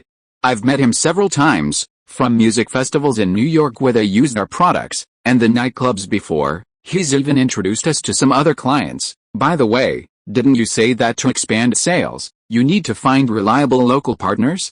Don't let his young age fool you. I think he's quite reliable." Reliable? What if he runs away when he's so young? What if he's interested? Why not ask? I won't ask, you go ask, I'll handle it. Then Ryan saw the guy who had handed him his business card at the All Point Music Festival approach, expressing his desire for further cooperation. Ryan shook his head and refused outright. Firstly, he really didn't have any connections in this area, and secondly, he was already stretched thin and there was no need for him to get involved in lead screens. Seeing Ryan's refusal, the other person smiled but didn't say anything. The next day at noon, several women came to the stage that was being installed and saw Ryan there. They were Taylor's friends. As Ryan talked to them, he heard the girls giggling. Palm Beach 13, Emma Stone raised an eyebrow at Ryan. The mention of this made the others laugh even harder. What are you talking about? There are 2 young girls here, Ryan chuckled. Of the 4 women, Selena and Carly were both virgins. Such a group of 4 was practically non-existent in America. It's none of our business. Taylor will have to take the fall anyway, Selena added with a laugh. Ryan then looked at Carly Klaus, whose height somewhat towered over the others, and noticed she had changed her hairstyle, now sporting short hair.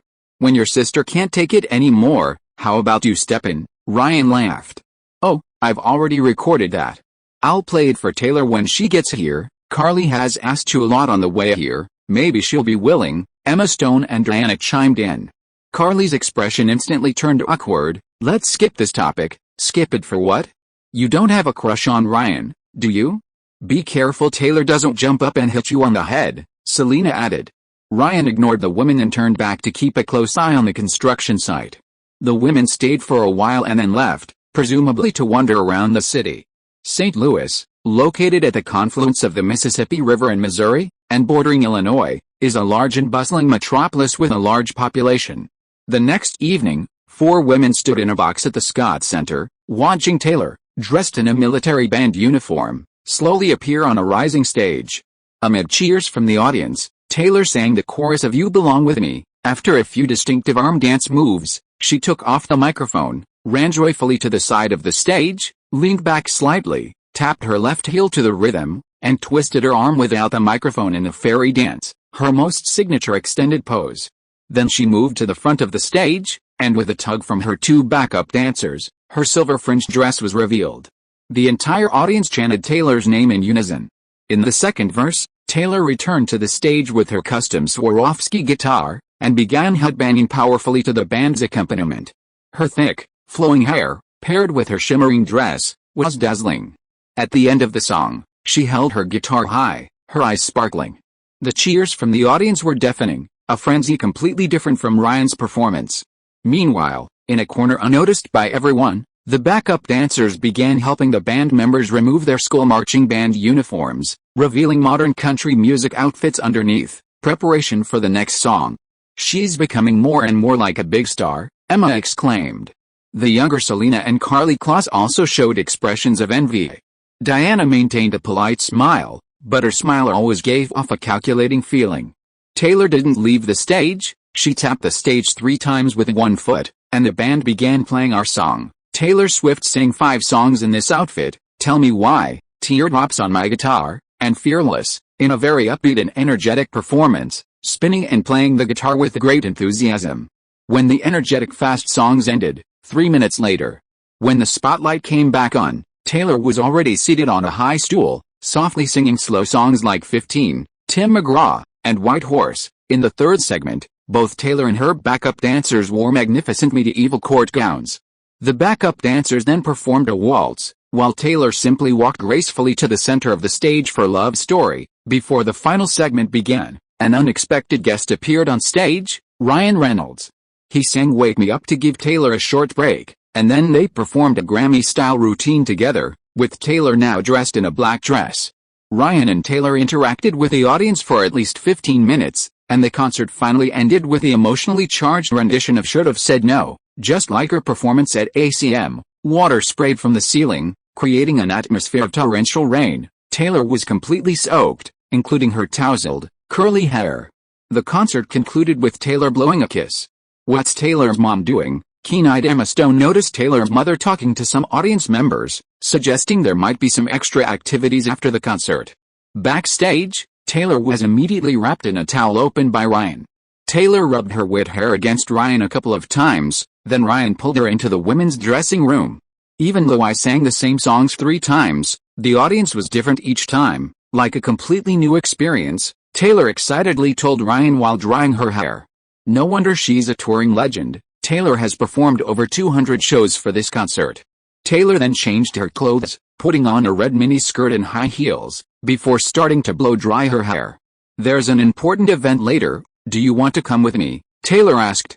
What event? A tea party. Chapter 185 B. Schaefer. In a corner of the stadium, a special party venue was set up.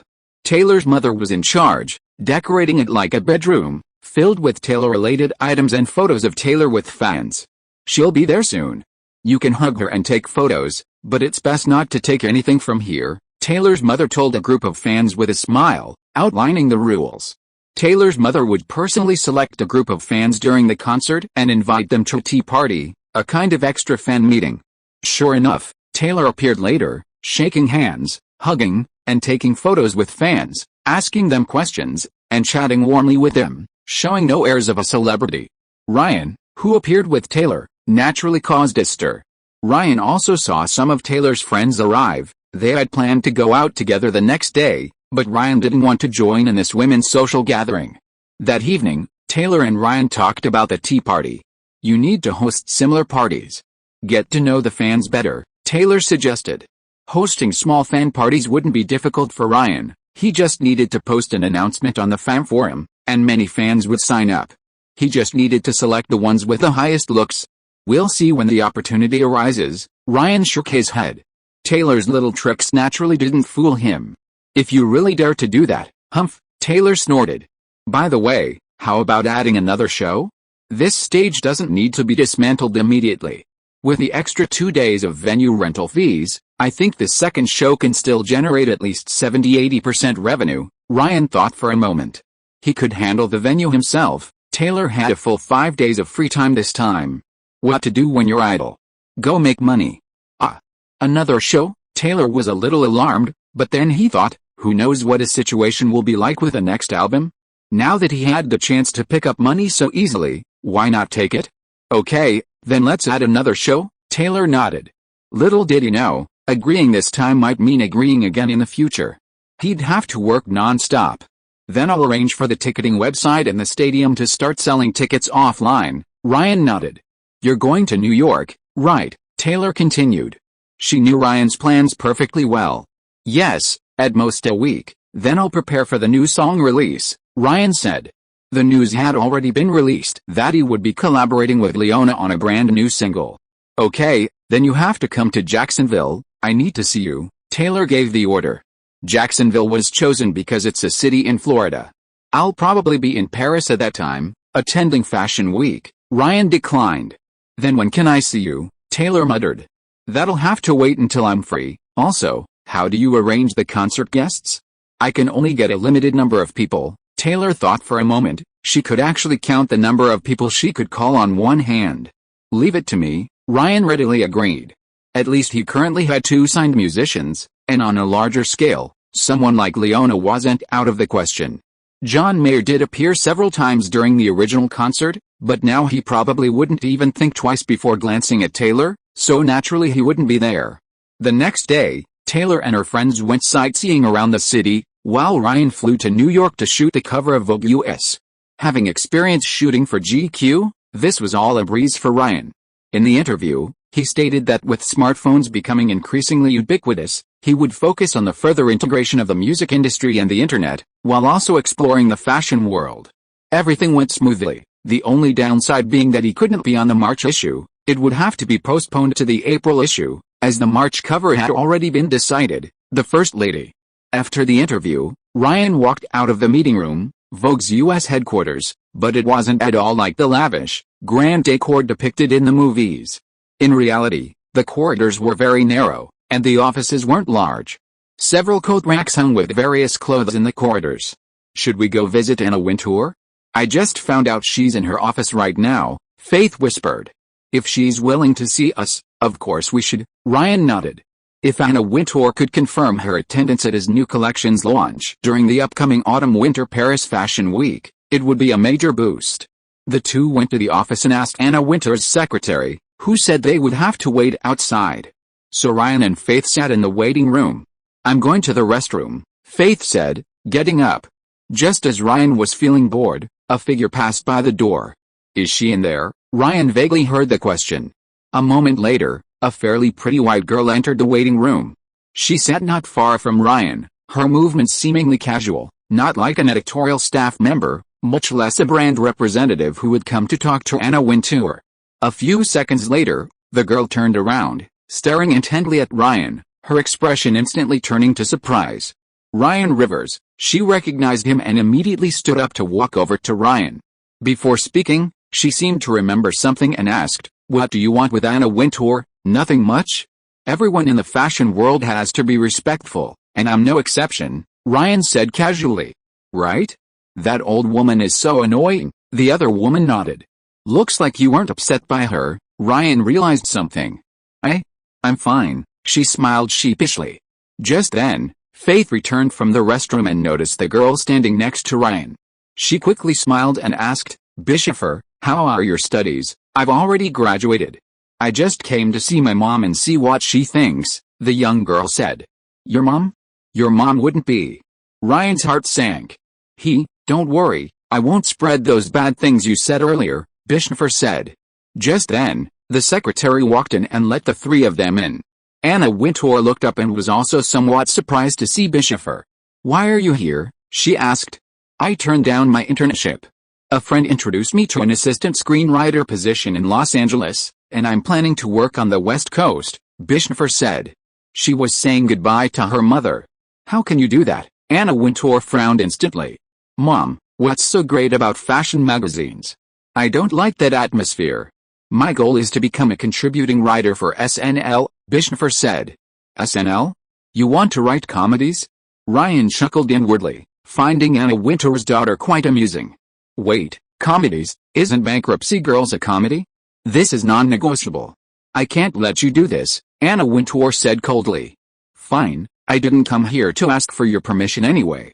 Bischofer seemed determined to leave.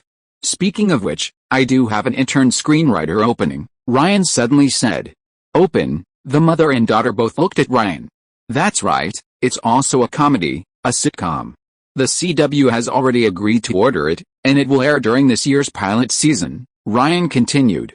"April is the pilot season, and in May, the TV station will present the fall programming schedule to advertisers to determine which shows will ultimately receive the green light.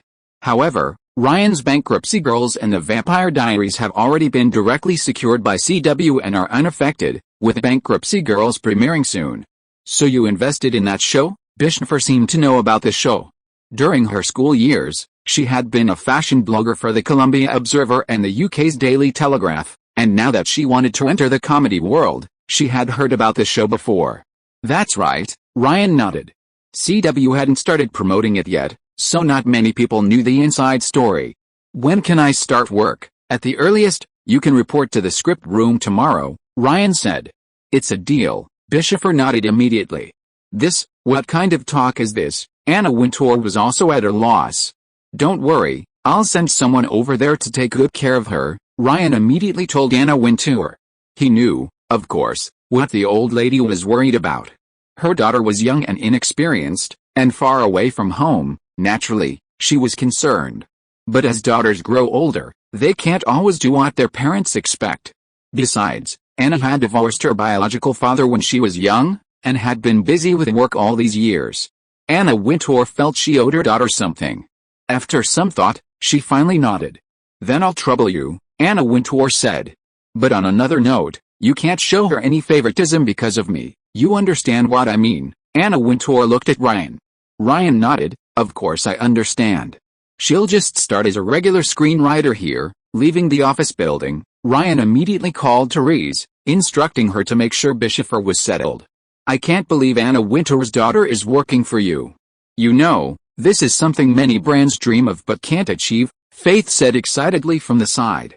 Anna Wintour unknowingly owed Ryan a favor.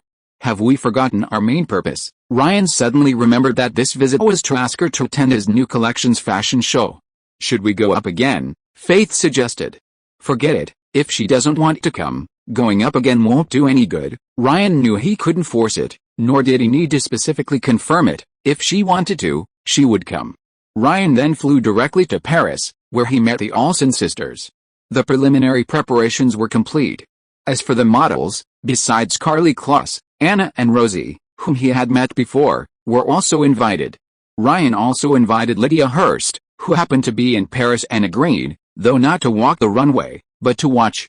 In return, Anna Vilisina gave Ryan a taste of a completely new Russian style, and Rosie brought further news about Candace. I asked several models who are close to her, and more than one of them said that Candace went to a Mar-a-Lago club in Palm Beach, Florida, several times last year. Old Tang. Ryan immediately thought of that name upon hearing the news. He then called the real estate agent to inquire about Old Tang's whereabouts. But then again, Old Tang was busy filming a show in New York throughout 2008 and didn't go to Mar-a-Lago at all, as far as I know, the agent said on the phone. Who could it be? Ryan hung up the phone, lost in thought. Chapter 186 Music Director. That's all the information we have. Can you get into Mar-a-Lago? No way. It's not just about the membership fee. To get in, you need to have a wide reputation, like Bill Koch, or at the very least, Bill Berichick, an NFL legend. The investigation seems to have reached a dead end. However, if you want to continue investigating, I have another way, but it comes at a high price. Ryan typed on the keyboard the price. Just say you want money.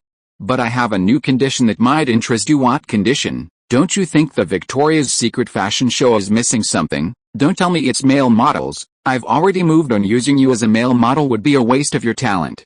I mean music director. Electronic pop music is a whole new trend, and it aligns with the Victoria's Secret fashion show's entertainment-oriented approach. Ryan remembered her saying last time that she lacked control over the Victoria's Secret fashion show. This would allow her to boost her chances of getting into the Victoria's Secret fashion show, give Sharon a place for her inside the show, and facilitate her continued investigation. It was truly a triple win. You're already preparing a new song. Perfect. You could use this one to test the waters. What do you think? I think I'll pass. Ryan refused outright. He didn't want to get involved in this mess. Besides, becoming a music director wouldn't significantly help his career, except for extra income. And the money wouldn't be free. He'd definitely have to produce a single for Victoria's Secret, ostensibly an advertising song. Really not going to consider it? Sharon asked again. No interest. Ryan was adamant. Since her offer couldn't sway Ryan, he naturally wouldn't offer her any private assistance. Fine, I'll try other channels. Sharon ended the conversation. Ryan was just one of her options. She certainly wouldn't place all her hopes on him. Finally, she didn't forget to donate some money to Ryan on the fan forum. The amount was a bit more, but not much. This kind of phone call to sound out someone was only worth this much, making her total donation exceed that of the three. But just a few hours later, the three suddenly made a move again and took back the top spot on the donation list. Paris, Ritz Hotel. Hey, Ryan, finally found you. Kanye squeezed through the crowd, followed by several oddly dressed black guys who seemed to have come from another dimension. Is that a plastic straw? Ryan noticed the decoration on one of their shoulders. We were filmed by the media for over 10 minutes. Kanye wore his signature Venetian blinds, which appeared in last year's music video and were very popular. It was the first product Kanye promoted. Kanye then introduced his friends to Ryan. Virgil Abloh, a designer who graduated with an architecture degree, he's now doing graphic design work related to me, Kanye said, pointing to one of his black friends. Virgil is a huge fan of yours. He's a DJ too, and he's obsessed with your music. In his mind, you're on par with Stuart Punk, Kanye continued. Ryan hugged him, then noticed he seemed to want to say something. Let me handle this. Virgil wants to perform at your club. It's his dream. He worked at a club near his school when he was in school. Trust me, he's very professional. You'll definitely appreciate him, Kanye boasted. These are some of my demos. I've released a few electronic tracks online. To be honest, they're imitations of yours. He casually slipped a USB drive into Ryan's jacket pocket. Let's go to the New Orleans branch then, Ryan said casually. The new branch was about to open, and performing at 2 clubs simultaneously would definitely be a bit short-handed. He assumed it was just a casual arrangement, but if he knew the future achievements of this seemingly unremarkable designer, he would probably be astonished. Hi, Lydia, long time no see. You look beautiful today, Ryan greeted Lydia Hurst, who had just arrived. Almost instantly upon her appearance, she caused a small commotion. Many guests came forward, and Lydia greeted them one by one. Thank you for the invitation, Ryan, Lydia said with a friendly smile. The Hearst family is a household name in the fashion and media industries. The Hearst Corporation owns numerous magazines, including major fashion publications like Harper's Bazaar and Elle, covering everything from men's and women's fashion to home decor and technology, and from sports to technology, more than 40 in total. The Hearst Corporation also owns dozens of local newspapers, a complete television network including 29 local stations, and has co-founded A+E Networks with Disney. It also holds a 20% stake in ESPN. In addition, it operates several internet companies and more than a dozen miscellaneous subsidiaries, including automotive, aviation, database, medical, and health maps. In 2022, its revenue was $11.9 billion. Currently, the Hearst Corporation is privately owned by the Hearst family. However, the family is relatively low-key. Lydia is one of only 2 younger members of the family to publicly appear in public, the other is her cousin, Amanda. When Lydia first debuted, she graced the covers of every magazine under her family's banner, collaborated with numerous portrait photographers in the industry, and secured many brand endorsements. Many more endorsements were sought after, but she turned down many. I'm really looking forward to your design later, Lydia smiled. Looking forward to it? Sorry, that's none of my business. After the press conference, give me your private address, Ryan suddenly said. Huh? Lydia was taken aback. I'll send you some clothes, Ryan shrugged. Isn't that how it works in this industry? Send clothes to celebrities, and if they get a single photo taken, they make money. Oh, okay, sure. Also, a cameo in a sitcom, Ryan hadn't forgotten about that. We'll discuss it later, I need to confirm the specific time with you. Lydia nodded, she actually wanted to pursue a career in television and film as well. During his conversation with Lydia, Ryan noticed a man out of the corner of his eye. He was unfamiliar with the man and wondered if he was a friend of the Olsen sisters. The man saw Lydia and immediately approached quickly.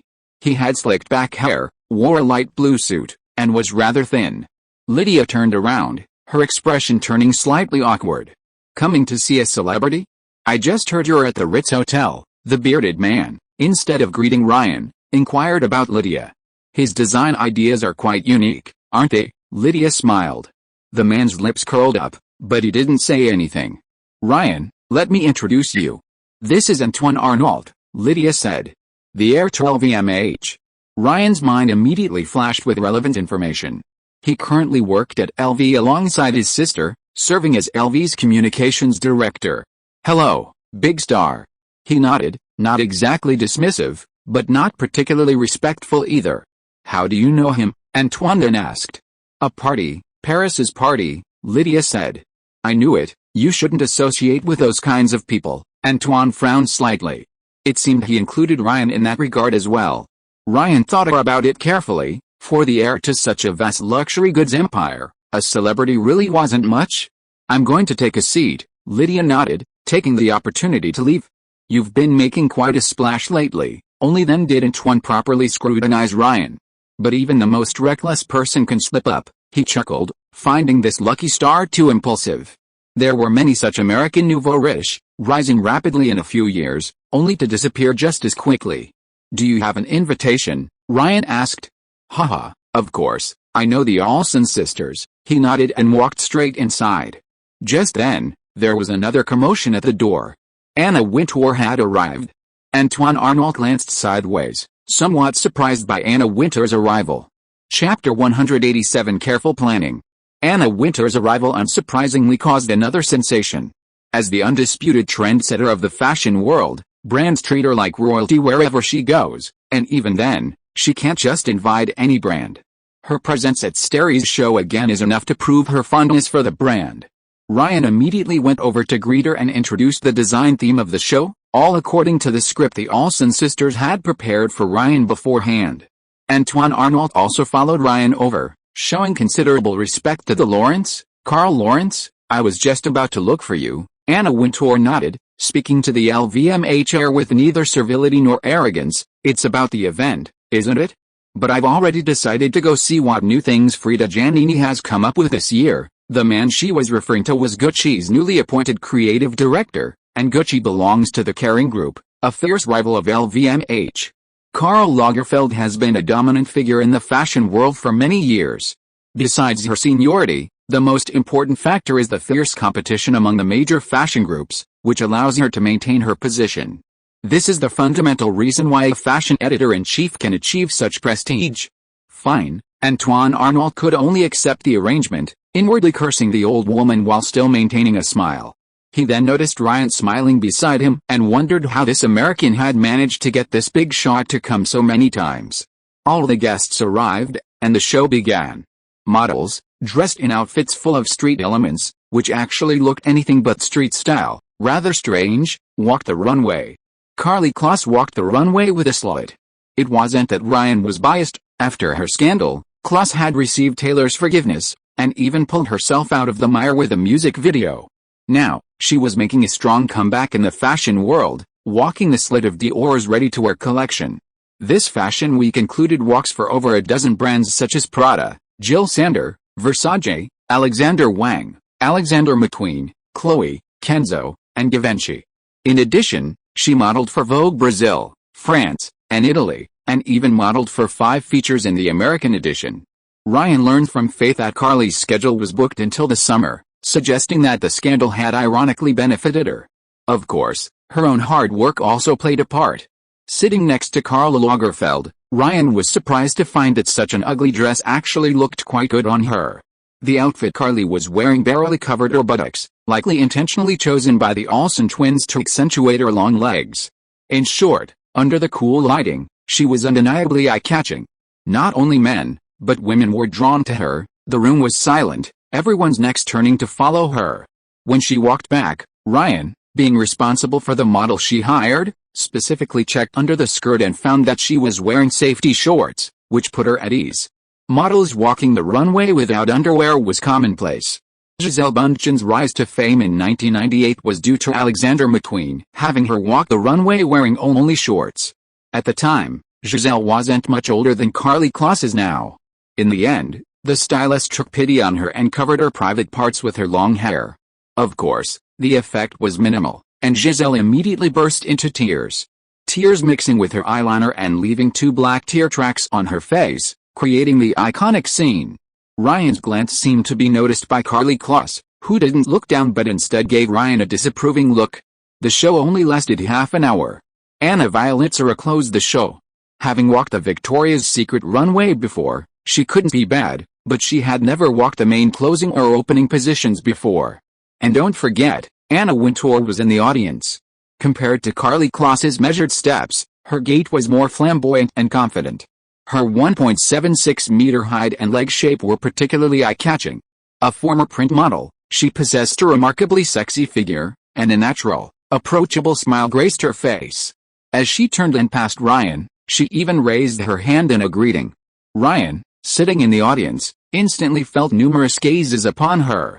The men in the audience, of course, noticed the situation, their eyes practically overflowing with envy at Ryan's display of affection with a female singer and the presence of a top female model. Ryan then stood up, and all the models returned to the stage. Ryan stood in the center of the runway, surrounded by the models, and the fashion show concluded successfully. Anna Wintour, sitting in the audience, wasn't as shocked as before. She maintained the same expression throughout, not quite frowning, but today's show clearly didn't have the same impact on her as the last time Ryan had surprised her. Moreover, she could tell almost immediately that the design language had changed, making the whole thing look like two different people. Logically, this wasn't Ryan's design at all. However, such things were quite common, and out of consideration for her daughter, she wouldn't expose it, but she certainly wouldn't actively promote it either. After the press conference, facing questions from the media, she gave a few ambiguous remarks. "You mean the clothes that appeared on the runway today won't be sold publicly?" Ryan felt a headache coming on. This is high fashion. High fashion isn't for everyday wear, it's more about showcasing the brand's design language. Let me give you an example. It's like a car company releasing a concept car. It's pushing the brand's limits, Ashley said. "How much did the whole show cost?" Ryan asked. "From the design team's expenses, to the hand sewing, to renting the venue, hiring models, setting up the venue, and site staff expenses, contacting the media, and all sorts of miscellaneous costs, it doesn't add up to much, about $1 million, Mary-Kate said. That cost could be enough for several concerts. Ryan knew she couldn't calculate it like that, but she still felt a pang of pain. The press conference was just one part of the brand's expenses. To grow the brand, advertising is essential, and that requires a significant upfront investment, Ashley warned Ryan beforehand. "I'll figure that out," Ryan said instinctively. "Okay, I'll call you then." "No, I'm not talking about paying for advertising. I'll figure that out myself." Ryan knew this wasn't just a design inspired by a certain vision. He wouldn't invest likely without a solid foundation. He had to adopt a more economical approach to advertising, and Beats headphones had set a good example for him. Specifically, they relied on celebrity endorsements. But that also requires follow-up promotion. Even without advertising, we need to shoot print ads, sign some models, and hire photographers, Ashley added. This part would be much cheaper, but even so, Ryan would try to save money wherever possible. "Go find Carly Kloss, she'll help," Ryan nodded. "One isn't enough." "Got it," Ryan nodded, then looked at Elizabeth Olsen standing to the side, a sudden idea forming in his mind. "You're so pretty, it would be a shame if you didn't do some photoshoots," Ryan thought. The Olsen sisters were practically celebrities, and endorsing them wouldn't hurt them. When Ryan praised her for being so pretty, Olsen was secretly pleased, but then realized she might not be suitable. "Me? I'm afraid I'm not cut out for it," Olsen chuckled awkwardly. "No problem, those models are too detached from reality." "Your height is perfect," Ryan nodded, then looked at the Olsen sisters. "If the younger sister goes, the older sister shouldn't stay in the back." "All right," Ashley couldn't refuse. "I'll find a few more models to fill in." That settled, Ryan left the room and headed backstage at the show. Chapter 188. Antoine, the advantage lies with me. "Carly, do you have time this week?" Ryan pulled back the curtain. There were small, makeshift cubicles in the backstage area where the models changed.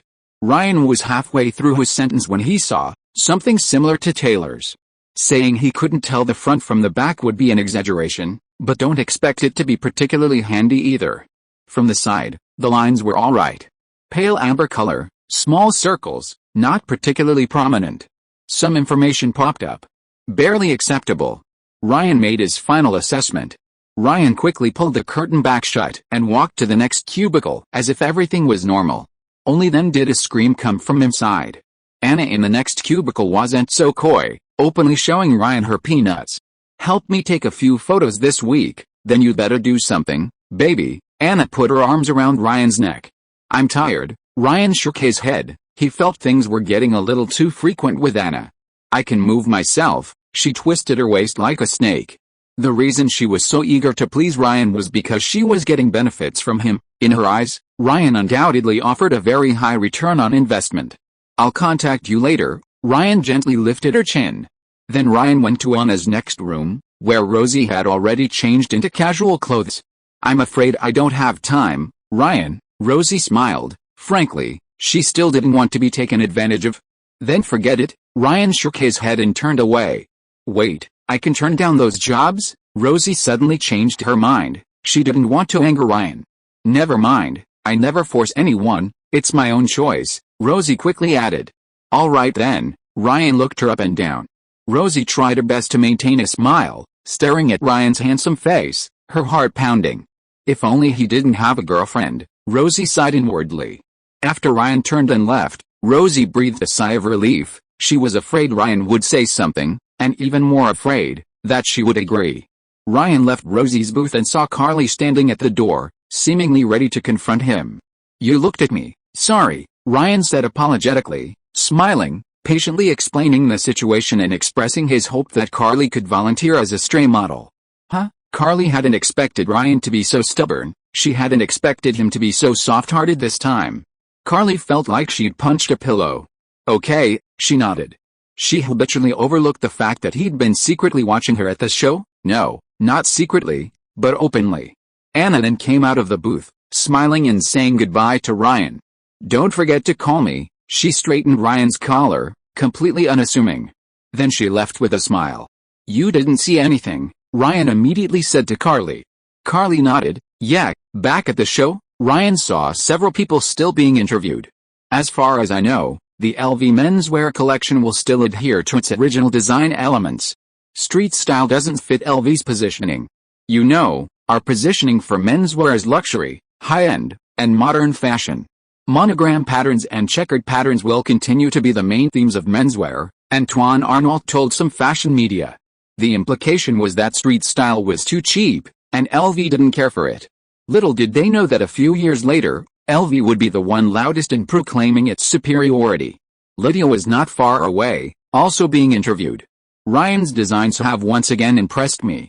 I think he's not only an excellent singer, but also an excellent designer, Lydia Hurst praised Ryan highly. Ryan patiently stood beside her, waiting for her interview to finish. Don't forget me at the next show, Lydia said with a smile. Ryan feigned a sigh. Whether there will be a next one is still unknown. Why? I remember Stray's menswear sold quite well, Lydia asked, puzzled. Ryan explained that he had cash flow problems, he had too many expenses, and clothing was a capital-intensive business. The core message was, feign poverty. Alright, I'll model for you for free, consider it payment for letting me do this cameo, is that alright? Lydia said with a smile. Ryan was taken aback, only then noticing the Olsen sisters not far away. He guessed the two had already told Lydia about being forced into modeling. Before Ryan could respond, Antoine Arnault, who was speaking nearby, suddenly turned his head, somewhat doubting his ears. Free? You didn't say that to me? Antoine had previously invited Lydia 3 times on behalf of LV, but Lydia had refused each time. Antoine's real intention wasn't what he expected. Fashion media and brands were mutually beneficial. Without brands, how would fashion media make money? Without media, how would brands promote themselves?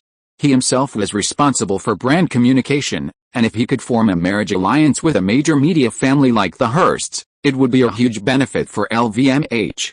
Logically, his father would hand over the top position at LV to Antoine, not his sister, Delphine, who was 2 years older than him. It's important to understand that LVMH's most core asset is LV itself. It's the group's financial cornerstone. Whoever can secure the top position at LV is the chosen successor. Currently, Delphine and Antoine are both members of the LVMH board of directors, one serving as the director of public relations at LV, and the other as the deputy director at Dior. Antoine originally hoped to find a breakthrough through the Hearst family. Unexpectedly, someone else suddenly appeared, a street performer, and with a fiancé at that. Does Lydia like blondies? Antoine took a deep breath, calming himself down. After all, he has a fiancée. If the two get close, just a little whisper would be enough to overwhelm him with public opinion. Besides, he's just a street performer, what else can he do besides showing off? He and Lydia are from completely different worlds. The advantage is with me. Antoine instantly felt much calmer. He refused the interview and went directly to Ryan and Lydia, who were talking. By the way, LVMH's 2008 financial report has been released. Total revenue was €17.8 billion, and operating profit was €3.57 billion. Although affected by the financial crisis, LV performed strongly in emerging markets such as Asia. Antoine mentioned LVMH's enormous revenue and profit. As the aircraft carrier of the luxury goods industry, LVMH once propelled Bernard Arnault to the throne of the world's richest man, and he himself remained in the top 3 of the rich list for a long time. Ryan, how much do you think you earn in a year? Antoine smiled at Ryan. This was the truth.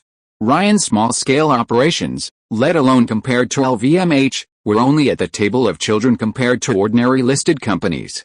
It was the difference between an elephant and a tadpole. Speaking of which, if I remember correctly, you have 4 siblings. Right, Ryan returned the smile. Antoine's expression shifted for a moment, but he quickly regained his composure, continuing to maintain his demeanor. Even if we inherit equally, I'm someone you'll never catch up to in your entire life. Oh dear, Antoine, you're already 31. What were you doing when you were Ryan's age? Besides, Ryan just came from an ordinary family. Is that more interesting than this? Lydia spoke up for Ryan, somewhat protecting him. Tell me, if you and Ryan switched places, could you achieve what he did? This question left Antoine speechless. He chuckled awkwardly. I was just telling him a lesson. Don't get too cocky. Chapter 189 UMG's Attitude. Late at night, Carly Klaus tossed and turned in bed. Sitting up in the dark, she picked up her phone from beside her pillow and typed a text message to Taylor. Watch out for that model named Anna. She and Ryan are flirting. Send. After thinking for a moment, Carly clicked no and deleted the message. Should she text Taylor anonymously tomorrow? No, even if she texted anonymously, Ryan would know who sent it. Just as Carly was hesitating, she received a message from Ryan. Get some rest, the Olsen sisters will contact you tomorrow. Carly thought for a moment and finally put her phone down. Taylor had been so good to her, she should repay her. But she was barely managing to take care of herself right now. Even if she didn't handle it well, it was their business, and she'd only get blamed. She should just pretend nothing had happened. Carly lay back down, the incident still nagging at her mind. What if she saw it again later? Or should she just pretend she didn't see it? What if, just in case, Ryan also? Images of filming the music video with Ryan began to flash through her mind. Ryan riding a motorcycle, her arms around him, the breeze gently ruffling his hair. The restaurant, his mischievous grin as he talked about reshoots. His silhouette running towards the ocean on the beach. No matter what, she couldn't agree to him, she couldn't do anything to betray Taylor. Carly made up her mind. New Orleans, Badroom Branch. On opening day, crowds thronged the store. Although Lee Anvil wasn't there, several Grammy Awards were displayed in glass cases for people to admire. A huge poster at the entrance featured photos of Lee Anvil and Ryan holding Grammy Awards.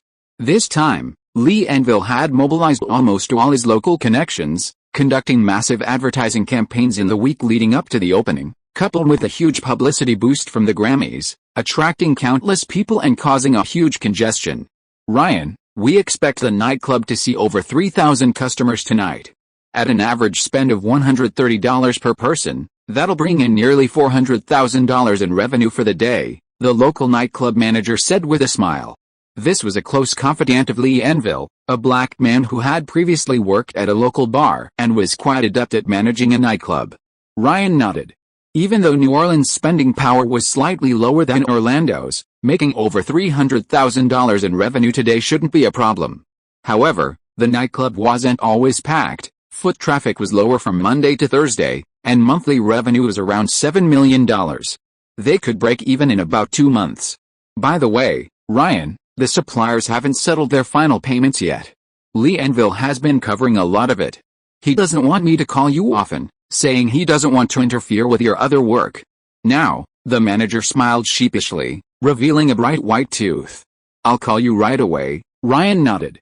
It was agreed upon before the joint investment, since the other party brought it up, there was no need to delay. It wasn't like he was short of money. He called the finance department in front of the other party. I'll transfer the money right away, but we just received our salaries last week, and we only have a little over $6 million left in the account, the other party said. So little? Ryan frowned. The account balance had never been this low before. It's like this, the nightclub's finances are fine, but you've invested a lot lately. Besides the new nightclub, there's also the upfront investment for Taylor's concert, and Bedroom Records and T&R didn't receive their record sales revenue from the parent company at the beginning of the month, the other party explained. Transfer the money first, and we'll talk about the rest when I get back, Ryan said, hanging up the phone. Ryan didn't stay in New Orleans for long. After completing a 3-day opening performance, he returned to Orlando. Not long after entering his office, Teresa knocked on the door.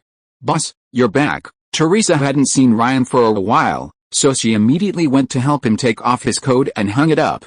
"It's nothing, you can go out now," Ryan said. "Okay, feel free to call me anytime." Teresa nodded immediately upon seeing Ryan was busy and left the office. Ryan dialed Scott's number directly. "I'm also worried about this. They say the payment system is being upgraded, so the settlement will be delayed by a few days," Scott said. "Are other record labels under UMG experiencing the same thing?" Ryan asked. "As far as I know, no, Ryan. If you ask me, shouldn't you find a different collaborator for your new song?" "You mean, Universal Music doesn't want me to collaborate with female artists under Sony?" Ryan understood what Scott meant. "Last time you were able to collaborate with Leona, she approached you first, and at that time, you weren't as famous as you are now, so the parent company tacitly approved.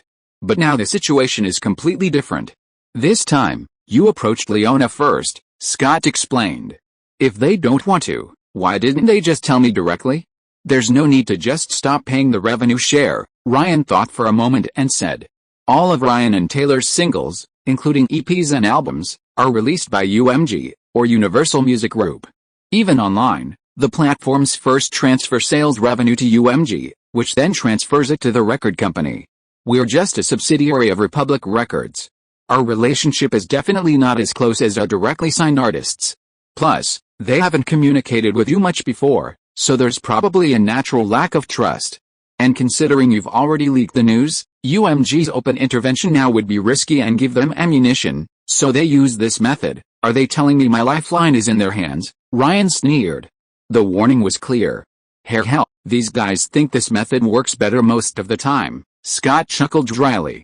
"Go sound them out and see what they mean. If that's really what they're thinking, I can just find another collaborator," Ryan said after thinking for a moment. Changing collaborators wouldn't have a big impact on him anyway. UMG has so many artists, finding a reliable female singer would be easy. In the short term, breaking up with UMG is unlikely. Besides the high cost, it would also anger UMG, which would be a loss for Ryan. However, the feeling of having his lifeline controlled by someone else is really unpleasant. Ryan plans to take a long-term approach and start cultivating his own artists and recruiting more new talent in the near future. Jay-Z has many popular artists under his label, such as Nayu and Rihanna. As long as they can achieve a certain scale, they can either become targets for record companies or go independent. With this in mind, Ryan called Ellie Goulding and Kevin Harris to inquire about the progress of their new songs. "Great, your new songs will be released after mine this time. Get ready to come to America." Ryan hung up the phone. Then Ryan received a call from Scott. UMG's attitude was clear. They would not interfere with any female artists under UMG's label. "Still going to Taylor? Forget it, let's try someone else this time," Ryan thought for a moment. It wasn't impossible to insist on working with Taylor, but considering that the two had just collaborated, another collaboration would cause audience fatigue. Ryan thought for a moment and decided to call Jimmy Irwin. A certain NetEase Cloud Music playlist title, Cheap Poetry 666, "I was a bit confused yesterday. We'll continue updating tomorrow." If you are listening to this novel on a channel other than Fanfic World, it means it was downloaded and re-uploaded without effort. We warmly invite you to visit our channel, Fanfic World. There you will find the original version of this story and many other novels of various genres. We look forward to seeing you dive into a world of incredible novels. Chapter 190 is far too many. "Ryan, the design drafts for the Beats collaboration are out. Take a look." Jimmy answered the phone quickly, the first thing he mentioned being the collaboration with TR. "Sure, but I have something else." Ryan switched the phone to the other ear. "I want to collaborate with a female singer, Fergie or Madonna." Jimmy responded with a laugh on the other end of the line, his tone very casual, as if no one else was worthy of working with Ryan. "Forget it." Ryan immediately shook his head. These two are top-tier female singers. He couldn't handle it, especially Madonna. She could practically suck dust from the ground. He had to avoid her. "These two are a perfect match for you, aren't they?" Jimmy seemed indifferent. "I think someone else would be more suitable, like Lady Gaga." Ryan thought for a moment and said, If he had to choose, his most desired collaborator would be Lady Gaga. But he also knew that Jimmy probably wouldn't budge.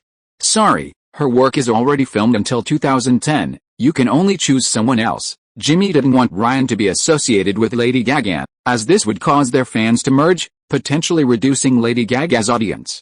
Then let's find someone else. Newcomers are fine too. Ryan brought in his selection criteria, prioritizing performance quality above all else.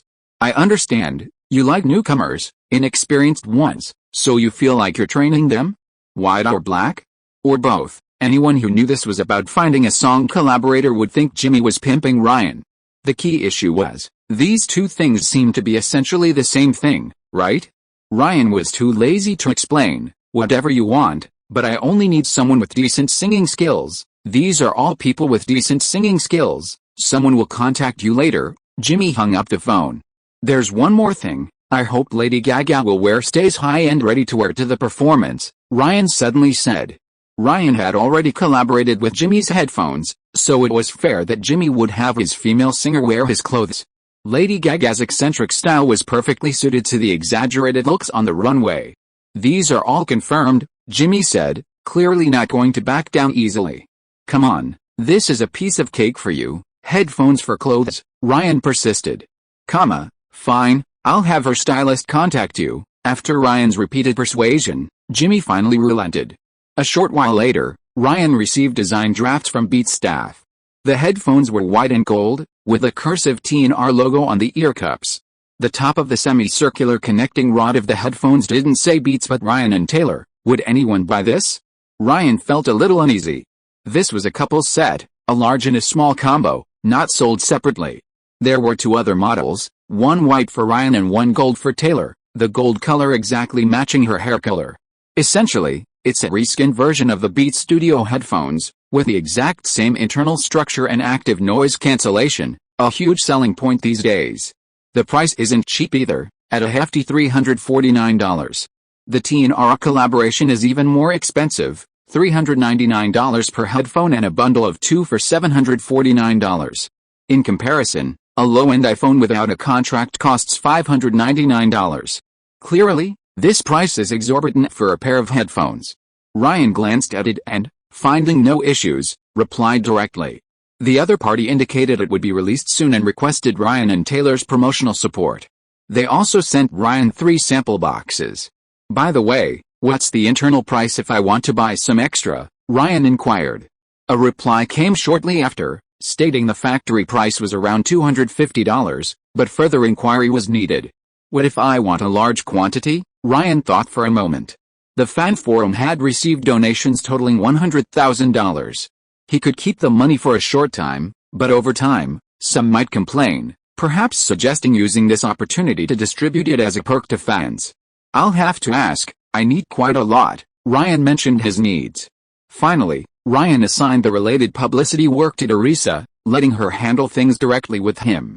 After finishing all that, Ryan compiled a list, compiling all the female celebrities he could speak to, including high-profile figures like the Paris sisters.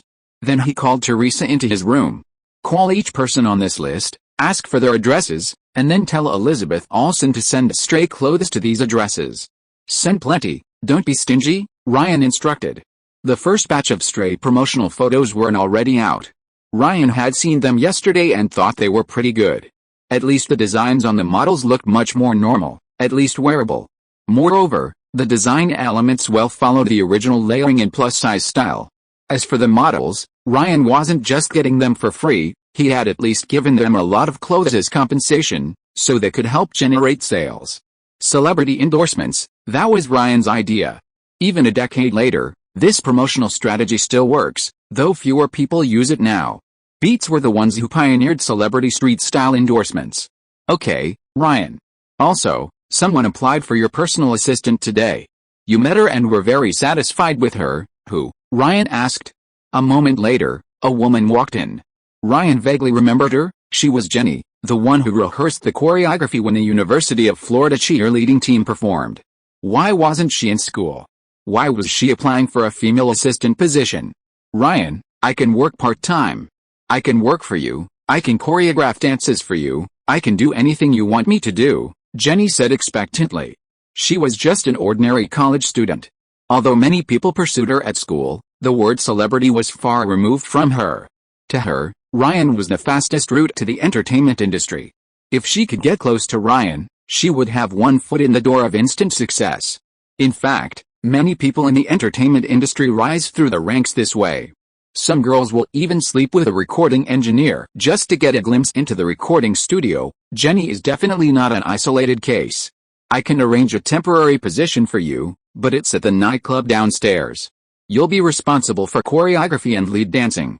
If possible, continue recruiting girls from your school who can dance, Ryan said after thinking for a moment. Recruiting dancers for the nightclub has always been a problem, and having someone handle that would make things easier for him. The Dazzlers at the University of Florida had left a good impression on Ryan last time. They were all very professional. No problem, Ryan, boss, Jenny nodded repeatedly, correcting herself. Also, can you help me contact your school's sorority? Ryan continued. I think I can. I'd like to meet with some of your school's sorority leaders, the more the better. Ryan issued a new order. Large sorority chapters are spread across universities throughout the United States, and Ryan wanted to collaborate with one or more of them. Okay, when do you want to see them? The sooner the better. Just 2 days after his call with Jimmy Irwin, a dozen female singers appeared downstairs at the broken room. Isn't that a bit too many? Ryan looked out the window. Teresa was pressed against the window pane, her breath creating a fog.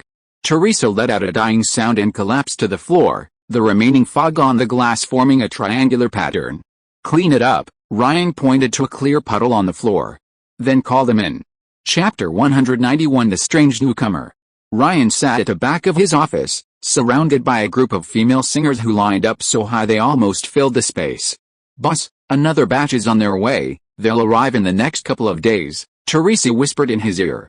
She had spent an extra 10 minutes cleaning Ryan's office, finally spraying on some perfume to mask the lingering sea salt smell before calling all the singers up. Ryan couldn't help but chuckle, unsure whether to feel relieved or annoyed. He'd only asked Jimmy to call one, even if he needed to sift through them. 3 or 4 extra would have been understandable. What was going on? After a moment's thought, Ryan realized the reason. His momentum was strong. His previous singles had climbed higher and higher, making him a strong contender for the Billboard chart's #1. Clearly, his new song was something countless female singers were eager to hear. The phenomenon of chasing the high and belittling the low is particularly evident in the entertainment industry. If a movie is a box office hit, the salary for the next movie immediately doubles. If Ryan's previous song flops, the number of people in front of him will definitely drop by 80%. Ryan scanned the crowd. He recognized a couple of people, but he had never seen most of them before. Let's introduce ourselves first, and tell us what kind of songs you are good at, Ryan said. I'll go first, Ryan. I'm Nicole Scherzinger, the lead singer of the Wildcats, a black woman said. She stood in the middle of the crowd, clearly the most famous. I'm good at dancing, and I'm also the vocalist in the group. I can sing all kinds of songs, she smiled at Ryan. The next person to speak introduced herself as Kathy Musgraves. Surprisingly, she had the same background as Ryan, both debuting from the talent show Nashville Star. However, Ryan was eliminated in the first round of the finals, while she went one step further than Ryan and was currently an unknown country artist. Ryan was sensitive about the identity of a country artist. On one hand, she was Taylor's rival. On the other hand, if he recruited her, could he leverage Taylor's fame to help her attract a segment of the audience? This thought only flashed through Ryan's mind briefly before he looked at the third person. Ashley Simpson, Jessica Simpson's sister, was a singer from the Millennium generation, but she was always overshadowed by Britney Spears and Christina Aguilera. Besides her, there were a bunch of other female singers, such as the Prodigies girls, who weren't very famous. As for looks, these people weren't even half as good-looking as Teresa. That was the difference. Ryan had these people sing a couple of lines, eliminating most of them immediately. Then he took the remaining few out of the office to the audition room, bringing them there purely because there was a sound system. Ryan let them in one by one, with Nicole being the first to enter. When she saw several mirrors in the corner of the room, she immediately realized what they were for. These young people these days are quite clever, Nicole thought to herself. Ryan told her to start singing, and she dragged the mirror over and placed it behind her, then tried out some dance moves. It's just an audition, Ms. Schultzer, Ryan reminded her. An audition also includes a physical examination, she nodded. Then she played a track by the Wildcats, and to the deep drum beats, she danced a suggestive dance, circling around Ryan. Clearly, this was the dance she had carefully prepared. What do you think? She finished the dance, her forehead already sweating. If you're applying to be a dancer, I wouldn't refuse, Ryan said. Although she was past her prime, having her in the nightclub would help mitigate the risk of racial discrimination. If you'll let me sing, I can dance in your nightclub for a month, Nicole immediately said. You seem desperate for this collaboration, Ryan could sense her eagerness. Of course, it's an honor to work with a talented and young musician like you, Nicole said with an awkward smile, but her flattery seemed unnatural. Save your breath, Ryan felt her compliment was a bit half-hearted.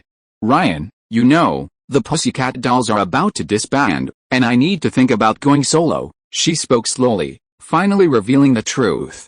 It's common for groups to break down when they're declining. One member might feel the others are dragging them down, while the other members might feel that the member is too prominent, easily leading to conflict. The Pussycat Dolls were no exception and fell into this situation. Have you thought about your next agency? Ryan asked. Nicole grinned. Don't be so happy yet, let me ask you a few questions first. Who told you I was screening potential collaborators for new songs? Ryan changed the subject. An A&R manager, why? You don't suspect Jimmy, Nicole thought of something. You might not believe what I'm saying, but as far as I know, Jimmy values you more as a person than the type of song you sing, Nicole added. Anyone could see that Lady Gaga and Ryan were competitors, and some conflict of interest was inevitable. Maybe electronic music will be out of fashion in a few years, or even 6 months, Nicole continued. Of course, these words didn't dispel Ryan's doubts. And of course, he wouldn't actually promise Nicole anything.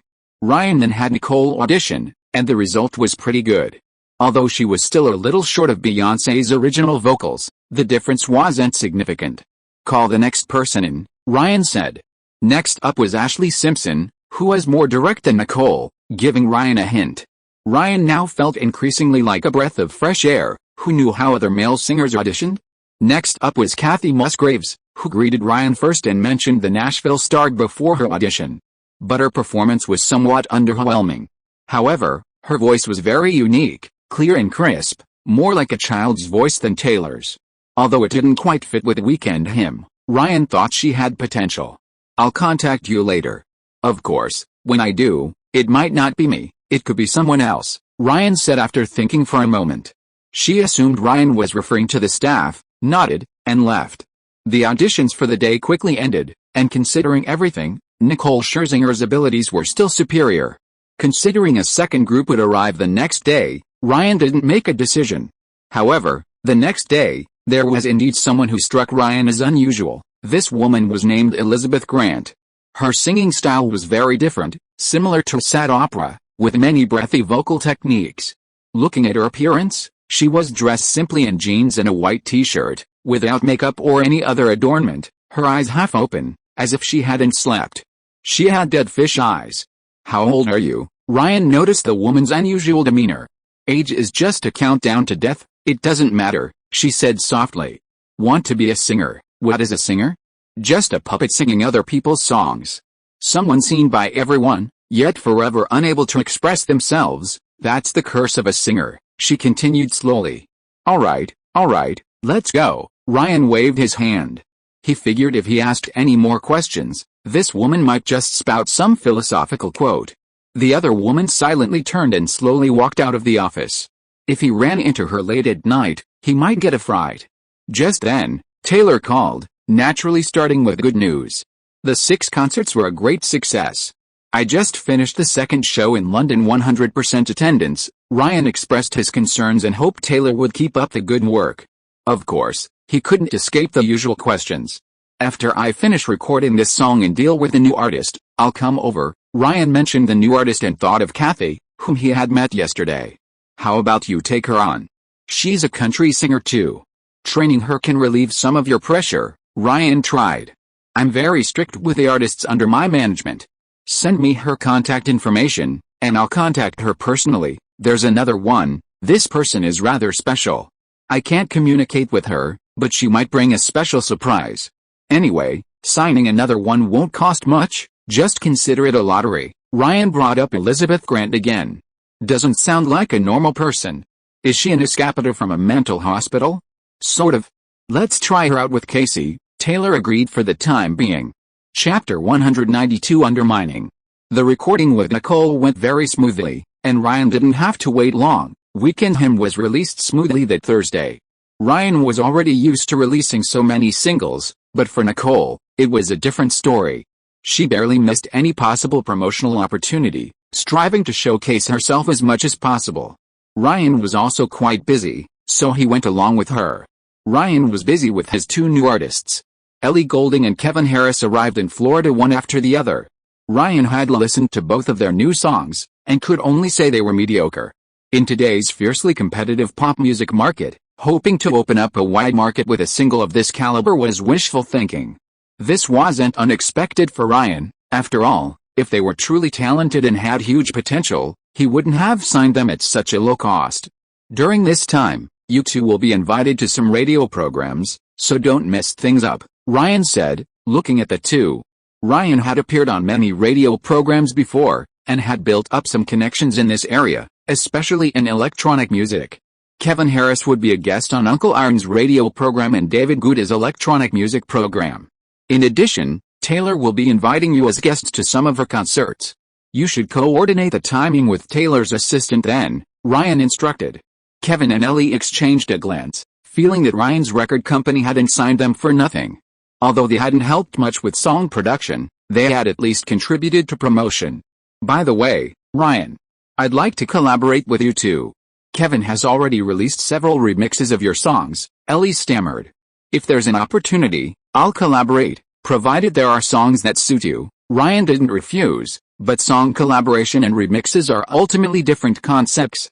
It's not something you can just decide to do, it depends on whether the company is willing to cooperate.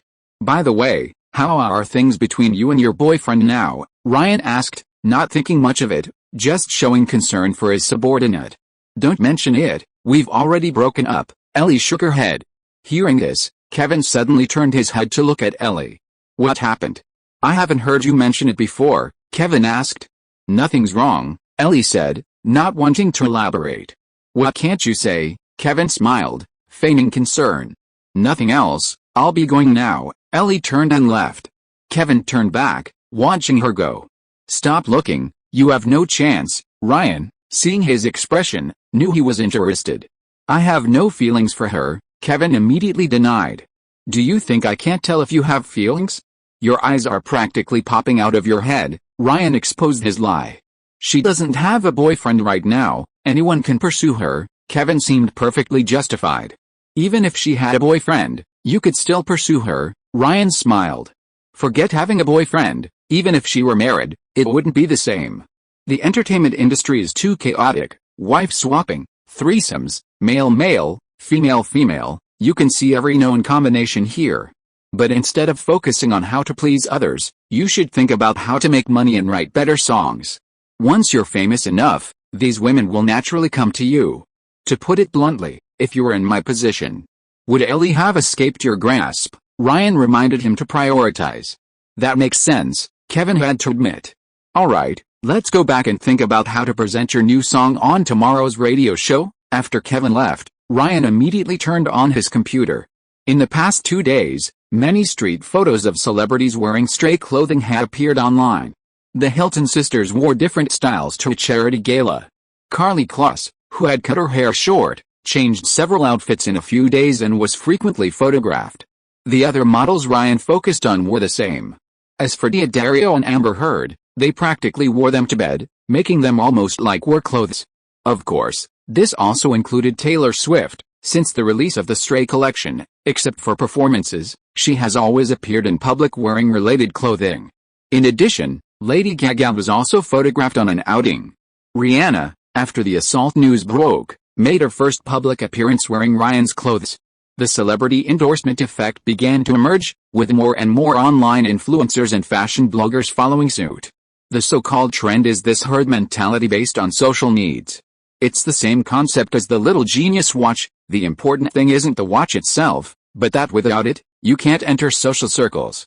The emergence of social media will make this trend spread even faster, and the discourse power of fashion is gradually decentralizing. Fashion magazines are no longer the trendsetters. Ryan doesn't even need to call the Olsen twins to be sure that sales will soar. Meanwhile, across the ocean in Europe, at the LVMH Group board meeting, in the first quarter of this year, LV's handbag product line maintained high growth, but ready-to-wear sales declined slightly year-on-year. Corresponding emergency plans have been activated. The James Bond London flagship store will open soon. For women's ready-to-wear, we've invited Madonna as the spokesperson for this spring-summer collection.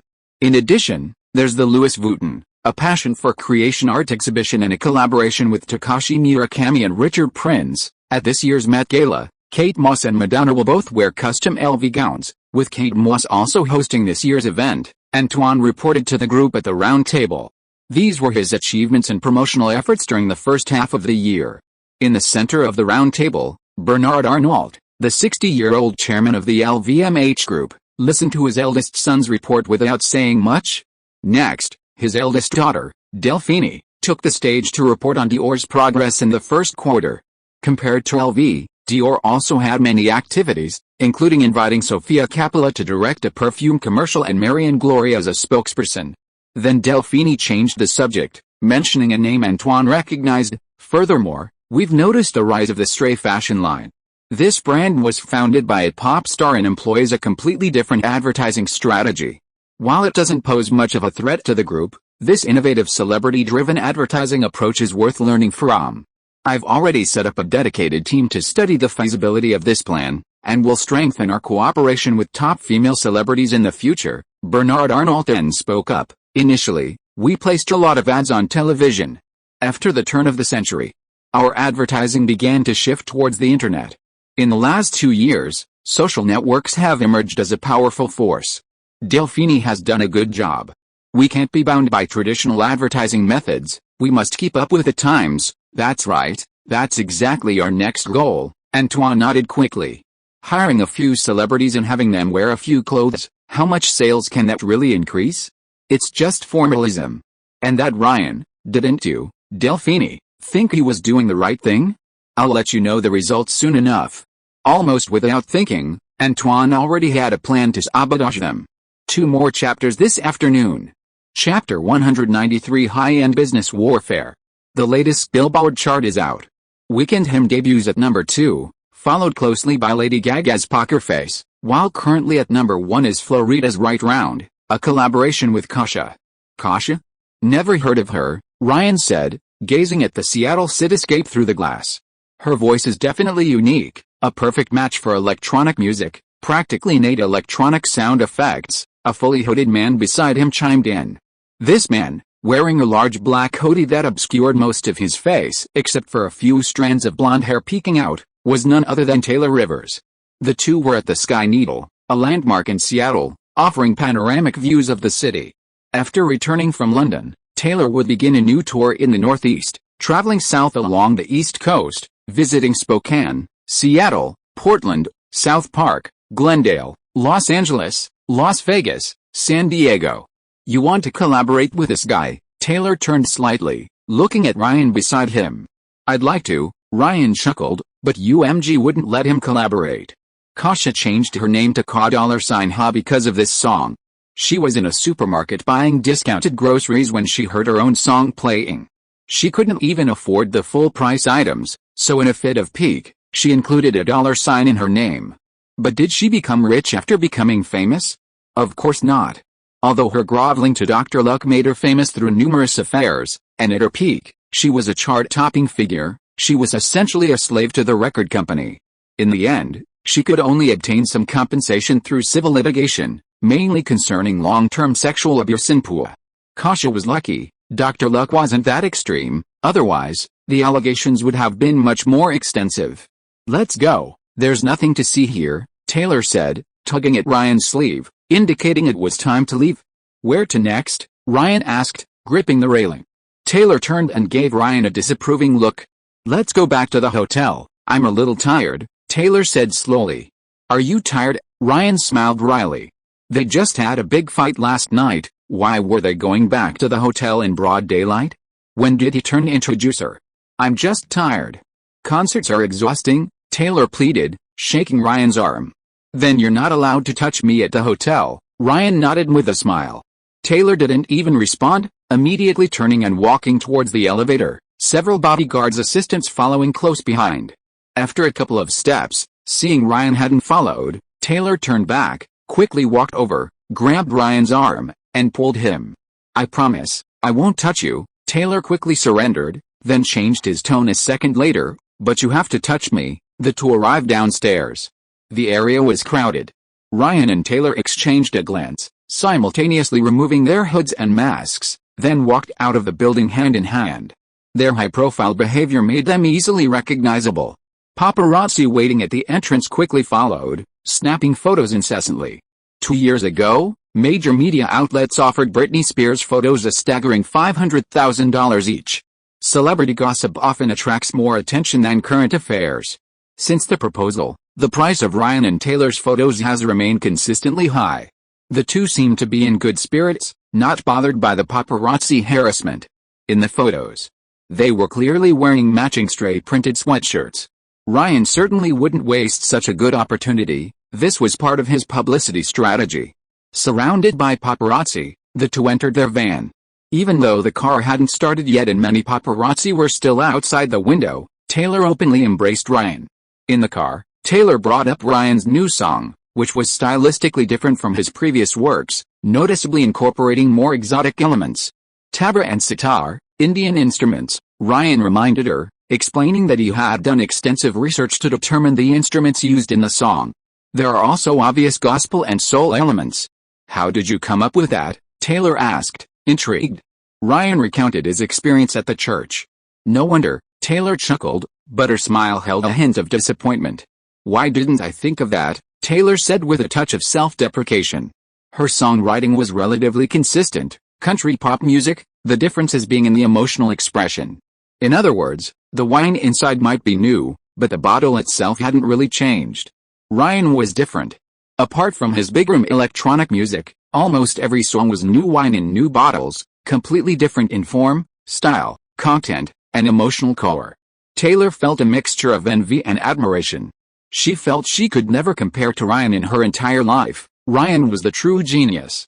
Thinking of this, Taylor, as if afraid Ryan would disappear, immediately hugged him tighter. In the elevator, Taylor seemed eager to make love, and after exiting the elevator, the two cuddled and kissed all the way. Wait a minute, Ryan released her and fumbled for his room key. After closing the door, their clothes fell down along the way to the bed. It was another afternoon of eating and drinking to their heart's content. A few hours later, it's 5:30, Taylor immediately got up. The concert was starting in an hour and a half, but as soon as she got out of bed, she felt her legs go weak. Even so, she gritted her teeth and got dressed. A concert costs hundreds of thousands, and she couldn't afford to waste time now. Ryan lay there, showing no intention of getting up. He had just told Taylor that the concert was about to start and that she should save her energy, but she wouldn't listen. She had changed the sheets twice, it was no wonder her legs were weak. Before leaving, Taylor blew Ryan a kiss. Come pick me up after the concert, then she went out excitedly to earn money. After Taylor left, Ryan turned on his computer and logged into the fan forum. Dear Dario, why did Ryan go to see Taylor again? Amber, if not his fiancée, why would he go to see you? Paris, it's really unfair that Ryan doesn't give me advertising fees. Under my influence, 70% of the women around me have bought stray, tall girl, quite a few people in Australia wear it too. It's all sold in Australia? Ryan was somewhat surprised. To facilitate communication and information exchange, he had specifically added these women to a group chat, but Taylor and her friends weren't in it. They were in a separate group. Lydia, by the way, did you guys get a call from LV's PR department? A call from LV? Ryan frowned immediately upon seeing this. Ashley Olsen, I asked a friend who works in LV's PR department, and they said it's an action against stray, angry. Carly, I got one too. They said they're considering inviting me as LV's spokesperson model this year, but in exchange, I can't wear stray's clothing. Paris, so you all got calls. Olsen, isn't this forcing people to take sides? Carter Maria Olsen, this is suspected of unfair competition. LV is a large and powerful company, who wouldn't they be able to contact? Ryan immediately felt a headache coming on. He asked in another group, Emma Stone, "Sorry, Ryan, I'm afraid I have to leave." He wondered what kind of exchange LV had offered her. Ryan thought for a moment and then privately messaged Lydia to discuss the matter. "Lydia, I think it's probably Antoine's doing. I'll call him." "Ryan, calling won't help. We need another strategy." "Lydia, what strategy?" "Ryan, when someone asks, you have to answer truthfully." "Lydia, asking me to say bad things about LV, that's unnecessary." Even Lydia had to think twice about this. "Ryan, just so you can answer truthfully." "Lydia, why not ask someone else?" "Ryan, you're the only one who doesn't need to worry about the brand." Lydia fell into thought. "Lydia, okay, I'll tell you the whole story." With someone's endorsement, Ryan naturally had fewer concerns. If the other side is unjust, then he shouldn't be ruthless. He immediately wrote a statement on his computer, explaining LV's ruthless suppression of stray. High-level business battles are often conducted in the simplest way. This time, Ryan chose a method that would garner public attention and use public opinion to force the other side to concede. In other words, a short essay. There will be another chapter later. Chapter 194, personally finishing off. Unbelievable. The head of the luxury goods industry would actually target a niche brand. Rihanna and Lady Gaga distanced themselves from straight J today. Ryan's words definitely weren't unfounded. Has LV really fallen to this level? "I'm just a passerby, but this time I'm on this celebrity's side." Where did you come from? Posting Ryan's EP last month? You're a passerby? Ryan hasn't provided any evidence yet. It's still uncertain whether this is true or false. "I'm not taking sides. I can't afford that dress anyway." Within an hour of Ryan's statement, this short essay went viral online. A rising star clashing with a top luxury brand. This beef is far more interesting than rappers exchanging trash talk. A dozen minutes later, responses from individual LV employees began appearing on Twitter, a clever marketing tactic, but he probably forgot that this will damage LV's reputation. He could face a lawsuit. This person's Twitter account is verified as an employee at LV headquarters, a marketing manager at LV, using such pointless metrics to mislead the public. To my knowledge, LV has never used this method against any competitor. On the contrary, other competitors have done this to LV. Many people commented below asking who this competitor was. The person didn't explicitly say, but subtly mentioned a competitor issuing a notice to its upstream fabric supply chain, forcing them to choose between them and LV. Soon, someone dug up the evidence. Gucci was behind it. These responses were within Ryan's expectations. Overall, quite a few people were on his side. For Ryan, this was just the beginning. He wrote two more short essays, the first mentioning some names, the second mentioning others. Ryan planned to release the second essay after LV issued its response. Lydia's name was mentioned in the second essay. Then Ryan's phone started ringing incessantly. Various media outlets, including entertainment weekly magazines, mainstream television stations, newspapers, and fashion journals, contacted Paula and Ryan directly, expressing their desire to interview him. They indicated they could use their media influence to help spread the word, but also made it clear they wouldn't be biased towards Ryan, a kind of exchange of benefits. Ryan refused them all. At this point, the internet was far more effective than these magazines or traditional print media. As for LV, there was no response that evening. After the concert, Ryan went to pick up Taylor from Get Off Work. Taylor only then learned about the incident, and her smile vanished instantly, replaced by a worried expression. "If you file a complaint like this, you might get completely blacklisted by LVMH. The enemy won't show you any mercy just because you surrendered early." Ryan shook his head. Taylor nodded, saying nothing. Back at the hotel, she immediately pulled out some of her LV leather goods and a large checkered suitcase. She threw all the leather goods into the suitcase, took a few photos, and then sat back down at her computer. Soon, a photo appeared on all of Taylor's social media accounts, accompanied by the caption, "Packing my luggage during the tour, and throwing some trash in the bin." The photo only showed an LV bag, the meaning of which was self-evident. Taylor immediately took sides. The next day, Ryan posted a second article online, this time not a one-sided accusation, but mentioning multiple names, including the Hilton sisters, claiming that LV had called these people, demanding they choose between two options. Within an hour, Paris Hilton responded online, "This is a private matter, I cannot comment." She neither denied the entire report nor admitted the accuracy of Ryan's article. She even called Ryan directly, her voice trembling with panic. "Don't get me into this, I really can't help you with this." Paris wouldn't do anything that might even cause her the slightest harm. Not only Paris, but all the names mentioned on the list remained silent, none coming forward to corroborate the veracity of Ryan's article. Local time afternoon, LV's legal department released a statement indicating that it had simultaneously sued Ryan in the United States and France. Public opinion began to reverse at this point. Many people felt that Ryan was a bit paranoid. At this time, Ryan had already arrived in Portland, Oregon with Taylor, who had made many phone calls along the way. "The lawyers have been contacted for you. Uncle Jesse has contacted several lawyers specializing in reputational damage cases for you," Taylor said to Ryan after hanging up the phone. Ryan chuckled, indicating that he didn't need them at all. "You have a backup plan." Taylor immediately sensed something, but Ryan's expression was as if nothing had happened. Ryan nodded. "You'll find out tomorrow." He first went with Taylor to the Rose Garden Arena in Portland. The stage was already fully set up, but no one was doing any equipment testing. Having learned from the initial experience, Ryan dared not be careless and immediately called the tour manager. Taylor had fired the original tour manager before going to London and, through introductions from fan forums, found a middle-aged man named Robert Allen, who had previously worked at a theater in Nashville. He looked somewhat unremarkable, with graying, naturally curly hair and glasses. He arrived carrying a walkie-talkie in his left hand and a hamburger in his right. "Mr. Rivers, all the setup work is complete. It was finished yesterday," Robert Allen said. "Finished yesterday?" Ryan asked, somewhat skeptical. "That's right. Group B did the stage setup and installation. A group from Group B left last night for Las Vegas, and they should be setting up the stage by now. Group A is currently in Los Angeles doing final setups. I'll be there later for the final inspection," Robert Allen said, taking a bite of his hamburger, his words slightly muffled. "Haven't you eaten?" Ryan asked. He shook his head. "Just plain hungry." Judging by his physique, he clearly preferred high-calorie foods. Hearing that he had everything arranged so efficiently, Ryan felt relieved. That evening, Ryan also received a call from Anna Wintour.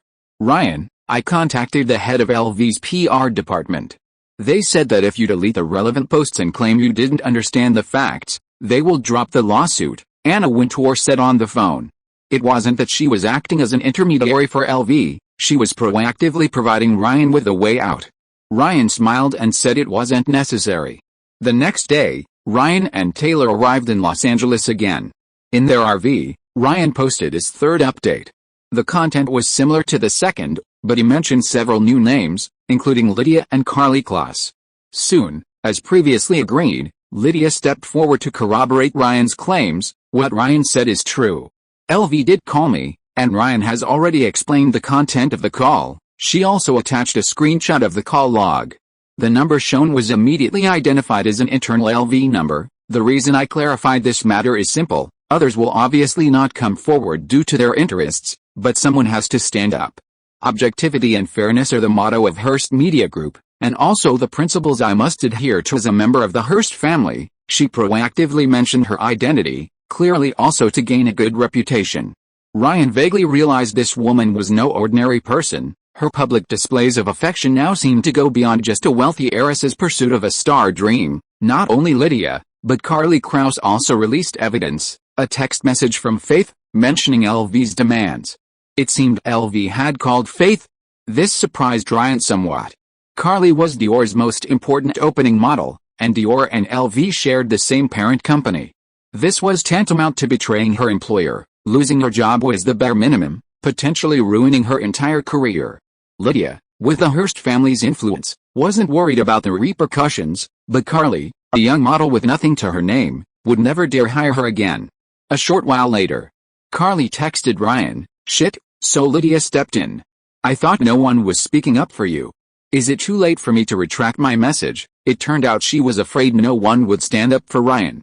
"It's no use, it's already been screenshotted. Ugh, you've made me lose my job again." Laughs. Dior headquarters. Delphine, having nothing better to do, was observing the online war of words between Ryan Rivers and LV. She had been following this matter privately for the past few days. On one hand, She was impressed by Antoine's swift actions, and on the other hand, she was somewhat worried for Ryan. Two people have already come forward. I bet LV's PR department is in a complete mess right now. Before, LV staff were swearing that nothing was going on. From now on, we can't trust what insiders say. That's how it is. This time, LV has met its match.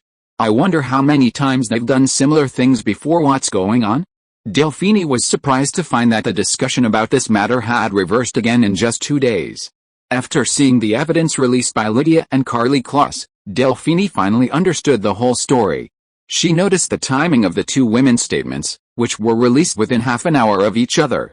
Looking at Ryan's 3 statements, sent in 3 separate installments, he deliberately saved the evidence for last.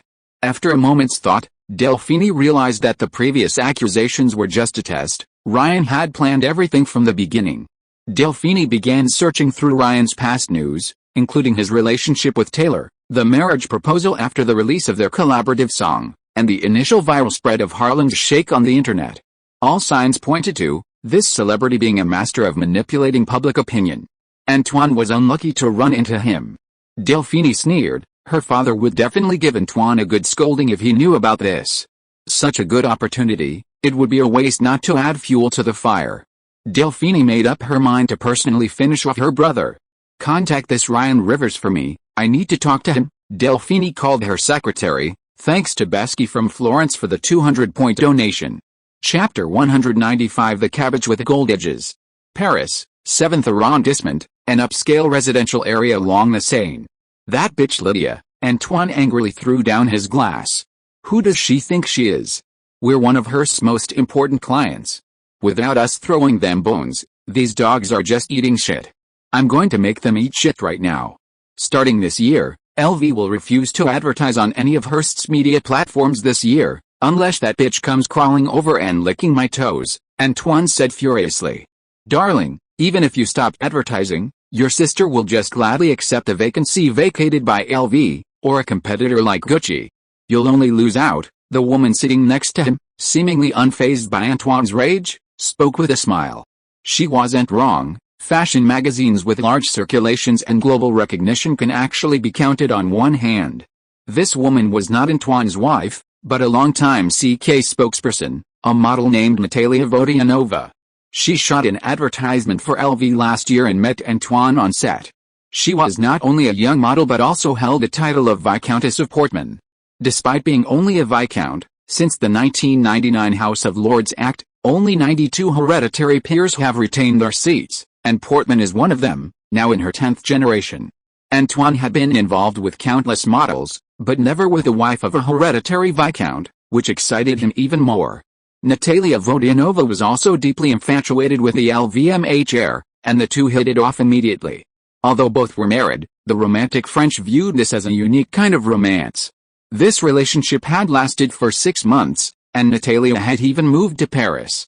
Their relationship progressed rapidly, and with Lydia siding with Ryan, Natalia and Antoine's relationship became even stronger. Even if this fails, what will you lose? You can't lose anything. You have endless opportunities to wear him down. 1 success will cripple him, 2 successes will plunge him into despair. And for him, even if he beats you countless times, it won't matter. That's the difference between you and him. Natalia picked up her wineglass, gently swirled it twice, and slowly brought it to her lips, leaving a red lie print on the rim. The whole process was incredibly elegant. Although she was helping her mother sell fruit on the street when she was 11, and although she ran away from home at 15 and experienced the harsh realities of life, none of this prevented her from playing the role of an elegant noblewoman at this moment. Hearing you say that makes me feel much better, but this can't just end like this. Even if we don't fall out with the Hearst Corporation, we can still put pressure on them. As for Ryan, I need to find out more about him before making any further plans, Antoine pondered. Why confront him directly? You only need to lift a finger, and his people won't be able to withstand it. They'll naturally come to you for reconciliation. Natalia offered a different approach. You mean that young model under Dior? What's her name again? Antoine pretended to recall. Collie Krause. She and Ryan have a good relationship. Maybe they've never even separated. Celebrity couples will do anything for money. Start with her. I'll get rid of her from the modeling industry first. Antoine pulled out his phone and called a Dior executive. Although he wasn't in charge of any specific Dior affairs, he was a board member of LVMH. And any high-level personnel changes required board approval. Firing a model was a piece of cake. Don't even mention it. She's very close to Ryan. According to the group's confidentiality agreement, such a person is extremely dangerous. What if she leaks her internal publicity plans? Yes, she must be fired. That's it, Antoine hung up the phone. This is just the first step. If Ryan still doesn't back down, the next step is to target Karlie Kloss's agency and dig up dirt on her. Even if we can't find anything, we can hire some people to kidnap her and film a scene on set, Natalia pretended to think, speaking very calmly. Don't do that. You're not harming her, you're helping her. Based on past experience, doing this will only make her a huge star.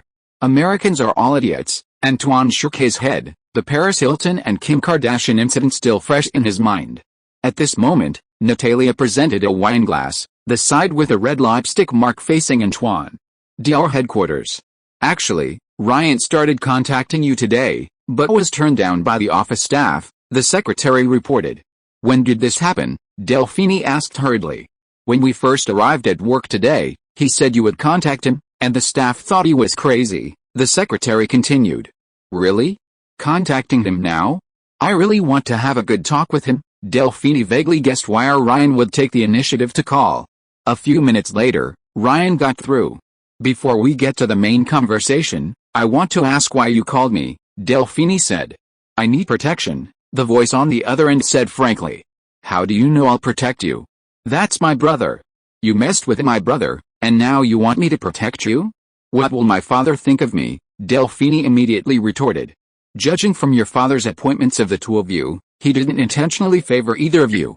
Instead, he let you compete, and I didn't start this. Your father will just think Antoine is an idiot, unable to even manage a small niche brand starting from scratch, Ryan said. And, most importantly, you and Antoine are direct competitors. In fact, father has already said that after he retires, the five of us will jointly manage the group and have equal voting rights on the board. Delphine included her 10-year-old brother. Her father was indeed considering this. I don't have a huge family business to inherit, so I don't understand the ins and outs of it. But I know that you and Antoine both aspire to be the primary heirs. It's a chain of suspicion. You can never be sure what the other is really thinking, so you have to strike first. Antoine thinks the same way, Ryan continued. Delphine sneered. Sometimes, being too shrewd isn't a good thing. Nobody dares to trust someone like that. I'm just a pawn, and I don't expect to be valued by you, Ryan laughed. You do have some self-awareness. I need a guarantee, or rather, a signal not to escalate the conflict, Ryan said.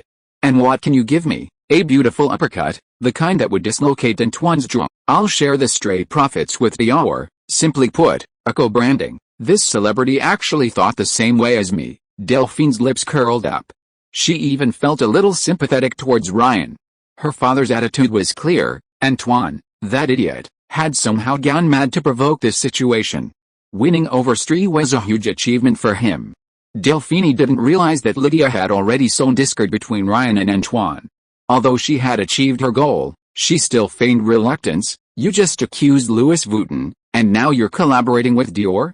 Do you really think I'm stupid enough to be dragged into a war? This isn't a war. I've said it before, the other side started it. To be precise, the war will only truly begin after Stree and Dior complete their collaboration.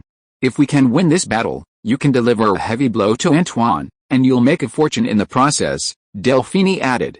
You have to be alive to earn it all. If you need it, you can take it all, in your own name, Ryan said without hesitation. You should keep the money. I'm just an employee of the group. Besides, you're a talented designer, personally endorsed by Anna Wintour. It's only right that we recruit you, Delphine said. Then I'll keep the money for now. It's available whenever you need it, Ryan replied. For Ryan, it didn't matter if the money was all paid as protection money. If Delphine didn't care about the money, he would make a huge profit. Dior was one of the 3 top luxury brands after Hermes. For Starry to collaborate with Dior was undoubtedly a case of a poor boy marrying a rich man's only daughter, a golden opportunity. Delphine didn't dwell on the matter and slowly said, pleasure doing business with you. Thank you to Besky from Florence for the 2,200-point reward. Thank you to the sheep catcher for the 2,300-point reward. Both of you are too kind. The sheep catcher is still helping to increase the reward count. Rem is extremely grateful. These next few days I might be writing 2 chapters in the early morning and 2 in the afternoon. I'm out of drafts right now, so I thought I'd just post them directly so everyone can see them sooner. Chapter 196. The person who fired you has already been fired. Ryan hung up the phone and nodded to Taylor. You really agreed? This world is crazy. Taylor felt like her brain was about to short circuit. This world is crazy, and it's dangerous too. Ryan shook his head. When we get back, I'll contact Berwick to see if he has any connections. We need to prepare multiple backup plans. You and I need multiple identities, including for our families. We'll head north to Canada by land, anonymously charter 2 mid-sized yachts off the coasts of Palm Beach and Orlando, Florida. We also need to contact private airports in the Virgin Islands. We need to keep some money abroad, and that money needs to be deposited in different banks in different regions, Ryan pondered. Besides that, we should both avoid showing our faces in private from now on. In addition to disguises, we need to create a false impression. As for the security personnel, I'll do a background check again, filtering out any uncertainties. Furthermore, we need to upgrade the security at the dilapidated room and the Palm Beach residence to ensure that even a mosquito flying in will trigger an alarm. Where else might there be loopholes? The tour, Taylor said. All subsequent tour announcements will be shortened. If you ask, just say it's not confirmed yet. Anyway, your tour tickets are selling very well. Also, security needs to be increased during stage construction, and extra vigilance around the venue during the performance. That's all I can think of for now. I'll fix any other loopholes later, Ryan nodded. By the way, I actually wrote a song about this. Do you want to see the lyrics? Taylor pulled out her inspiration notebook and flipped her page. Ryan took it and looked at it. You, picking on the weaker man. You can take me down, with just one single blow. But you don't know, what you don't know. Someday, I'll be living in a big old city. And all you're ever gonna be is mean. Someday, I'll be big enough so you can't hit me. Under the current circumstances, if you release this song, I reckon someone will be furious. Ryan was somewhat amused and exasperated. Having creative inspiration so easily isn't always a good thing. Then let's put it on hold for now and release the song later, but by then, it won't be as popular as this issue. Taylor chuckled as well. Unless, by one possibility, Delphine completely suppresses Antoine, and Antoine actively tries to make peace. Ryan thought for a moment and said, this was just an ideal scenario. I hope that day comes, so this song can be released sooner. I think it's actually quite good, Taylor hummed. Ryan and Taylor spent one last night in Los Angeles before parting ways. Taylor went to Las Vegas to continue her tour, while Ryan returned directly to Florida. Despite parting ways with Taylor in Los Angeles, Ryan didn't go to see Daddario. The timing was sensitive, and he didn't want to expose his relationship with Daddario. The first thing Ryan did upon arriving in Florida was to find Barrick to finalize arrangements for his safety and security. You can rest assured about the people protecting you and Taylor. They're all my old buddies. We served together in the military. I'll have them introduce more of my old comrades, Barrick said. As for the static security of the house, since Ryan had already been in contact with them before due to installing cameras, that could be easily arranged. The boat is also easy to hire. The only difficulty is the fake identity and the route north. I'll have to ask about that for you, Barrick said after thinking for a moment. There's one more thing. I also need to train. Marksmanship, hand-to-hand combat, counter-surveillance, tracking, rock climbing, all of these need to be added. This is the last line of defense, Ryan said after thinking for a moment.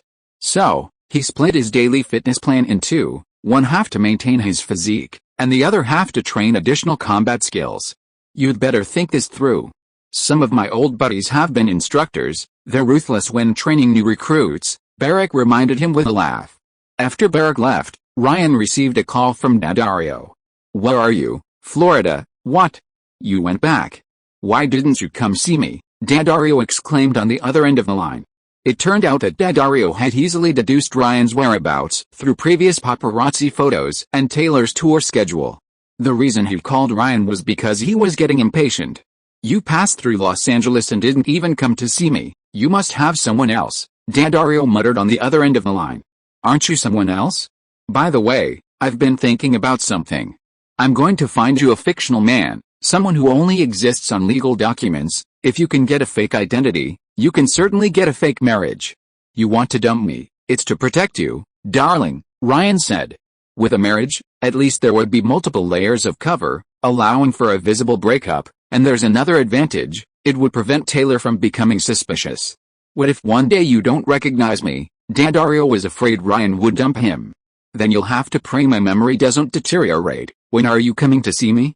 I miss you, but I'm pretty busy right now. Anyway, the show hasn't officially started filming yet. What's wrong with me going to Florida for a couple of days? Daddario insisted on coming. Then bring a few more costumes, Ryan said. Okay, I will. After hanging up with Daddario, Ryan received a call from Lydia. Ryan, I'm afraid I have to retract my previous response. If anyone asks me similar questions in the future, I'll have to avoid them. Lydia sounded somewhat disappointed on the other end of the phone. No problem, I'm already very grateful that you spoke up for me before, Ryan nodded, knowing that a significant portion of Hearst Corporation's revenue came from these luxury brand advertisers. Lydia had already fulfilled her mission, so even if she were to be shut down now, it wouldn't be a big deal. Similarly, Anna Wintour was in a similar situation. When they needed her, she was the Karl Lagerfeld, but when they didn't, she was nothing. Also, all previous invitations, including the TV series collaboration, still stand, Ryan continued. Thank you so much, we'll contact you again then. At this moment, Ryan suddenly thought of Carly. Now that Lydia had been shut down, Carly was likely under pressure as well, though she hadn't contacted him again. Considering that this girl had stood up for him, Ryan decided to make a call. I'm fine, Carly gave a wry smile on the other end of the phone. If you're sure you don't need help, then I'll take that as a genuine kindness, Ryan slowly said.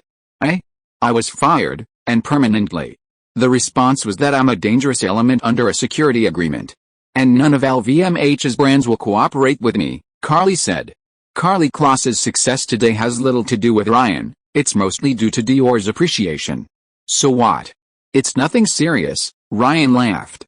He'd already reached a cooperation agreement with Delphine, and within Dior, Antoine's influence couldn't possibly surpass Delphine's. What are you laughing at? Every time it involves you, I'm the one who suffers. Why am I always the one who gets hurt? Karlie Kloss felt this was incredibly unfair. At least this time, you should thank me, Ryan said. Why, you'll find out soon enough. Ryan hung up. He then called Delphine's secretary directly. This is a small matter, you can talk to the staff member you're dealing with. I'm busy, Delphine said. In fact, Karlie Kloss's exclusion from the security agreement requires your approval. Moreover, she was fired by someone hired by Antoine. He was meddling in your territory. She was even the lead model for Dior's ready-to-wear collection this year. Karlie Kloss, Delphine pronounced the name aloud. You didn't know, Delphine fell silent. I'll handle this.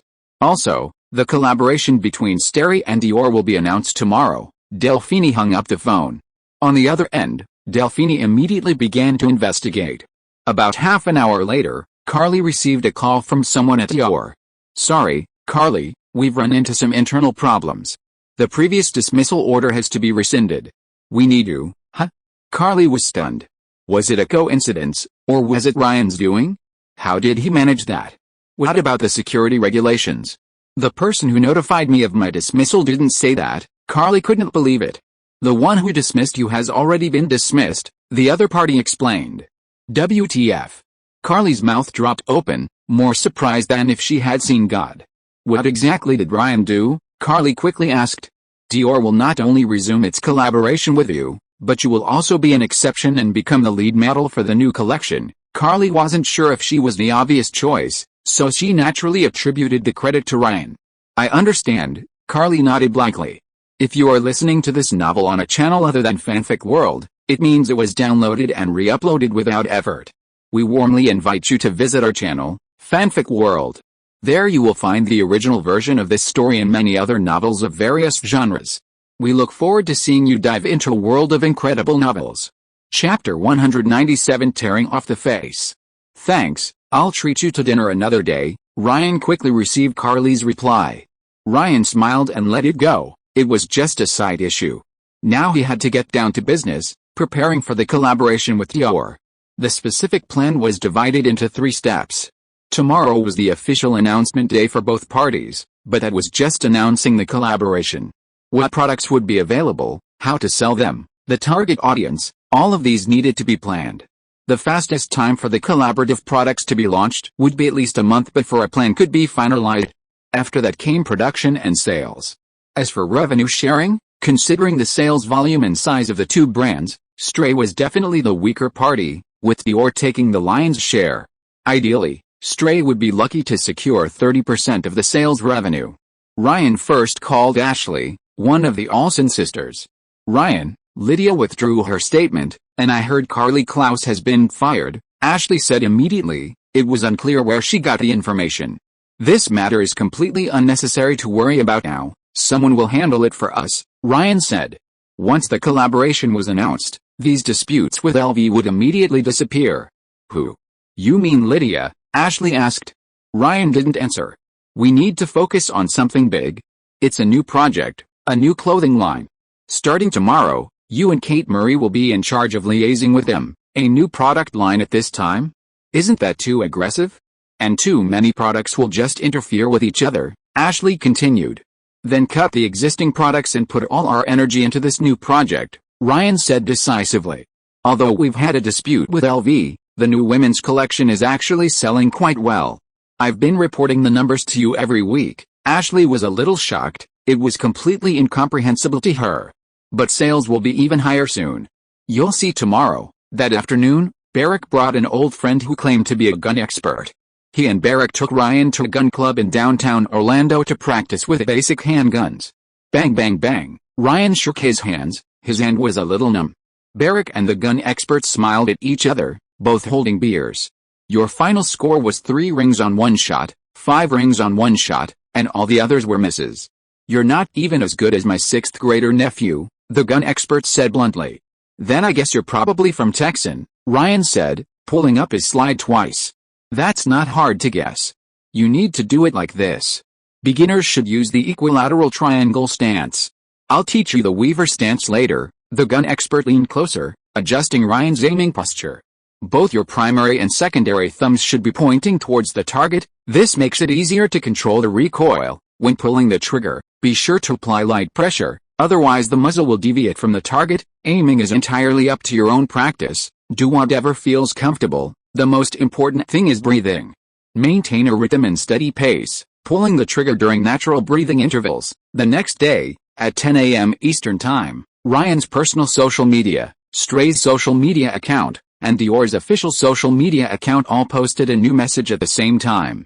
There was only one picture, the logos of the 2 brands placed together, with an X symbol in the middle. Carly had just woken up, took out her phone, and then fell silent, finally realizing why Ryan's words carried so much weight. Paris was still asleep when she was awakened by the noise of the man inside the room. He was getting dressed, and at first glance, his appearance was 60% similar to Ryan's, clearly a specially chosen substitute for Ryan. Paris rubbed her eyes and noticed that he was dawdling as he dressed, obviously because he had something on his mind. You couldn't last long last night, and you still want a tip. Paris was a little annoyed, but decided not to dwell on it. She got up and took out an extravagantly pink wallet from her handbag, pulling out a few US dollars. She then took out her phone and exclaimed in surprise.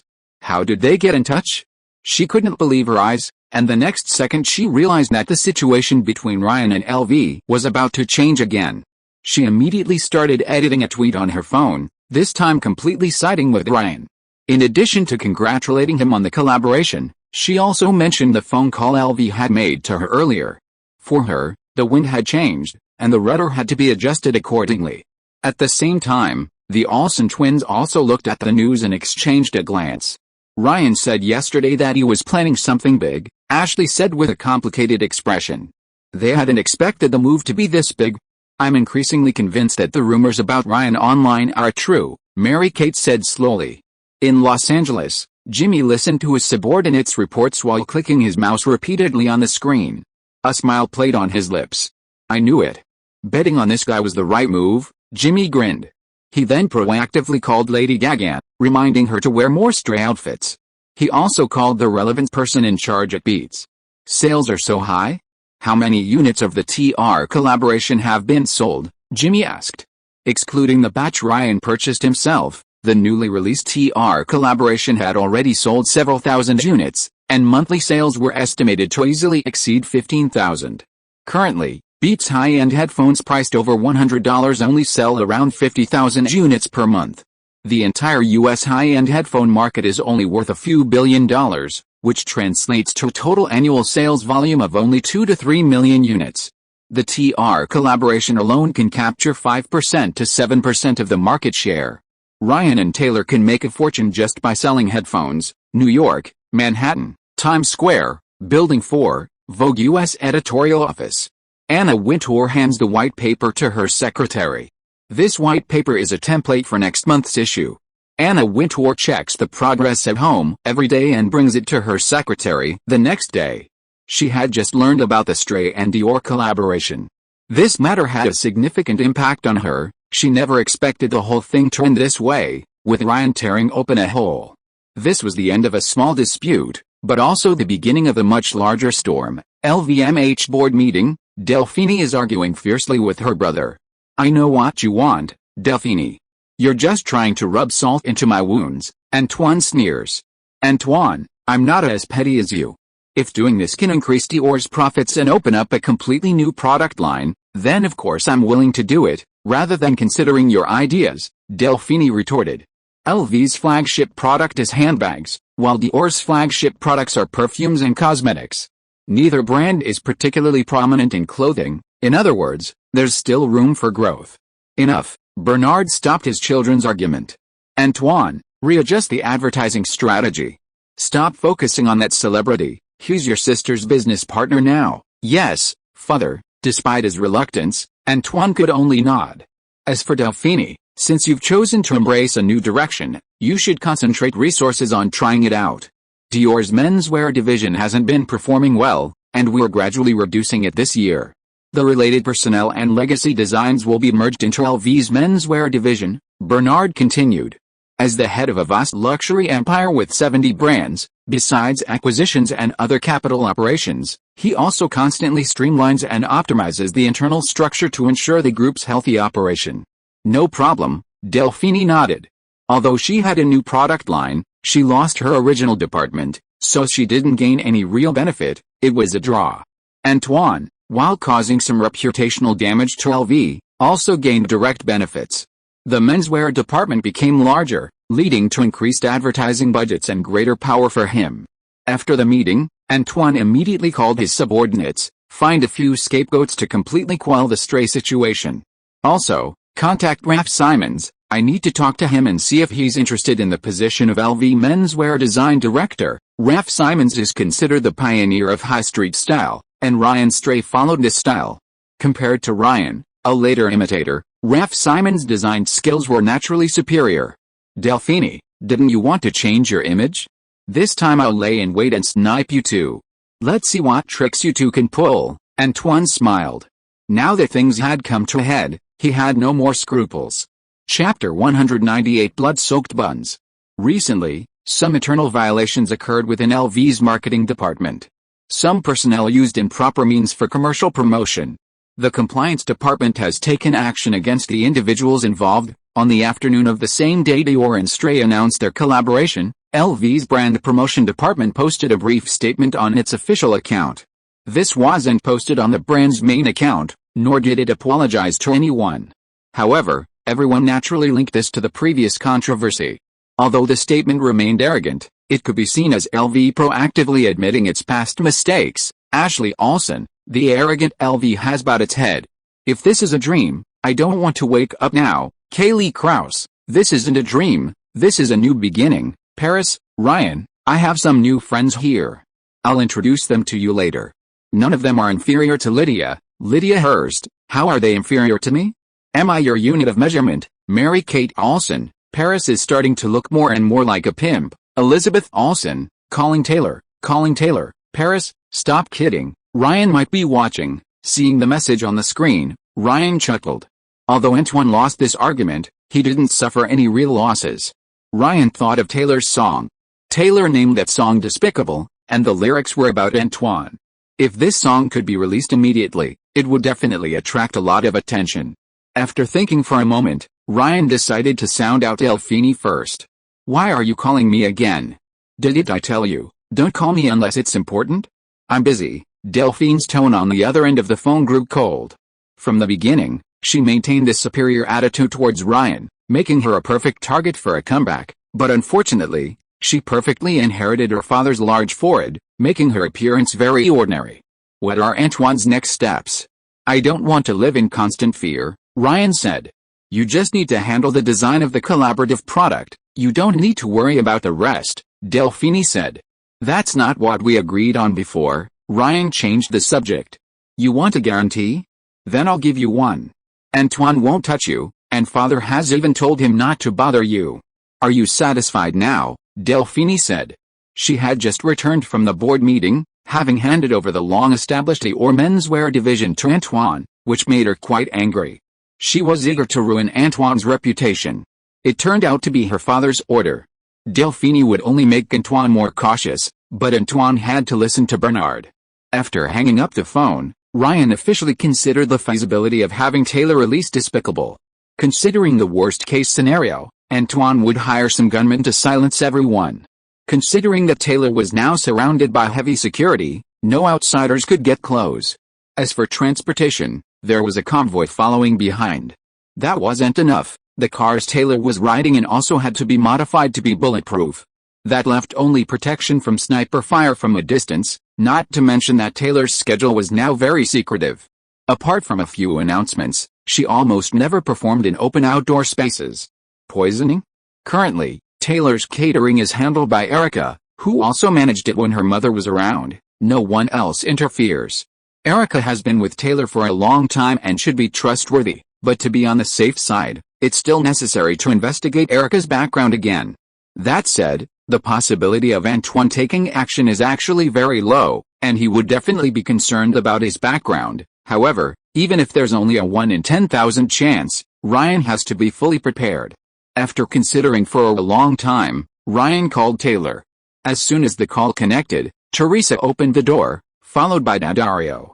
She had rushed over immediately after talking to Ryan on the phone, dressed in vacation attire, hot pants, sandals, and a floral shirt tied up at the hem, revealing her smooth, flat, and fair abdomen.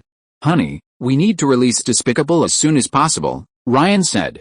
Daddario was genuinely looking forward to this meeting, but upon seeing Ryan talking to Taylor again, his smile froze, and he deliberately gave a cold snort, as if afraid Taylor wouldn't hear him. Ryan quickly covered the receiver and glared at Daddario. Daddario, ignoring Taylor on the other end of the line, went straight to Ryan and sat in her lap. "Fantastic. This song is going to be a hit. Let that arrogant Antoine see he's not someone to be trifled with." Taylor really wanted to stand up for Ryan, and seeing LV's still arrogant attitude only solidified her resolve. But there aren't any good promotional opportunities lately, Taylor thought. Country music doesn't have any, but electronic music does. Ryan had a sudden inspiration. The Ultra Music Festival was coming up soon, held in Florida, and Ryan had naturally been invited. Moreover, Marvin had already negotiated a performance agreement for Ryan, with a high fee and no performance protection period. Ryan wasn't even satisfied with being the headliner. He wanted Ultra to give him a dedicated stage, a stage named after him. Only veteran DJs had received this treatment before, like Cox last year. Iron Man, Armin, and David Pants hadn't achieved this. If this stage was a huge hit, this year's #1 spot on the top 100 would be a sure thing. However, Ryan hadn't discussed this with Ultra's organizers yet. Bringing Taylor along, plus a new song release, was a tempting offer. In exchange, he'd get prime promotional space. "You mean this year's Ultra?" Taylor asked, realizing something. "That's right," Ryan nodded, as Daddario coiled around him like an octopus. "Last year there were over 80,000 people. This year's Ultra will definitely have over 100,000 attendees in person," Ryan continued, raising his hand to block Daddario's approaching lips. "With 100,000 people, you can imagine the immense security pressure. In reality, there's practically no security. Every year, people die at Ultra, but they're all drug-related deaths, and the venue is a park. To aim from a distance, you need a high vantage point. The Las Vegas concert shooting happened in a nearby hotel room. There's simply no such option in a park. Let's decide on that for now, Taylor thought for a moment and agreed. We'll discuss the specifics when I get back to Palm Beach. 4 days on, 3 days off, finally, I can catch my breath. I can't wait to lie in my bed at home, Taylor continued. I'll wait for you, Ryan said, glancing at Daddario, who was clinging to him. Daddario, who had been holding Ryan's left hand, immediately looked up at Ryan warily upon hearing "I'll wait for you," when Ryan hung up the phone. She immediately sensed something from his expression. I just got here. I'm not leaving, Daddario muttered immediately. But you've come at a really bad time this time, Ryan reassured her. What's wrong with the timing? Perfect timing. Taylor's here. Let her see my ring. Did you want to distance yourself from me? I'll do as you say. Perfect timing too. I can still keep in touch with Taylor. Now you don't have to worry about being exposed. Daddario's mind was racing. Why would you contact her? If you need friends, I can introduce you to a few. Teresa is an actress too, your secretary? There's nothing to contact her with. I only want to contact Taylor, Daddario nodded to herself. What exactly do you want? Ryan felt she was up to something again. I'm just curious about you and her, Daddario pouted. I'm not here to break up this family. I'm here to join. Daddario reached out and unbuttoned her shirt one button at a time. Chapter 199 No, are you serious? It was another leisurely morning.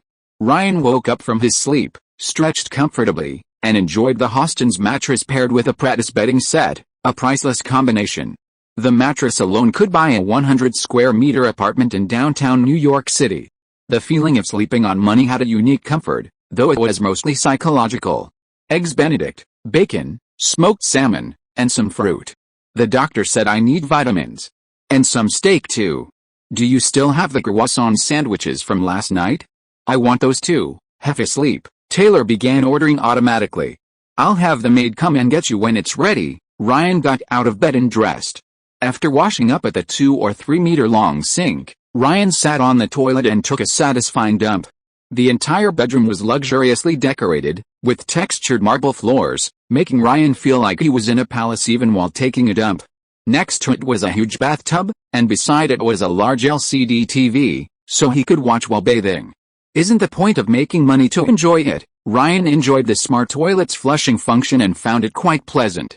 Suddenly, an alarm popped up on the small screen next to him, alerting him to an intrusion.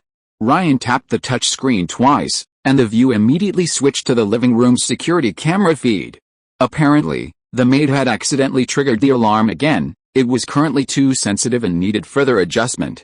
Ryan descended the spiral staircase to the first floor, surrounded by a massive, waterfall-like crystal chandelier hanging from the ceiling.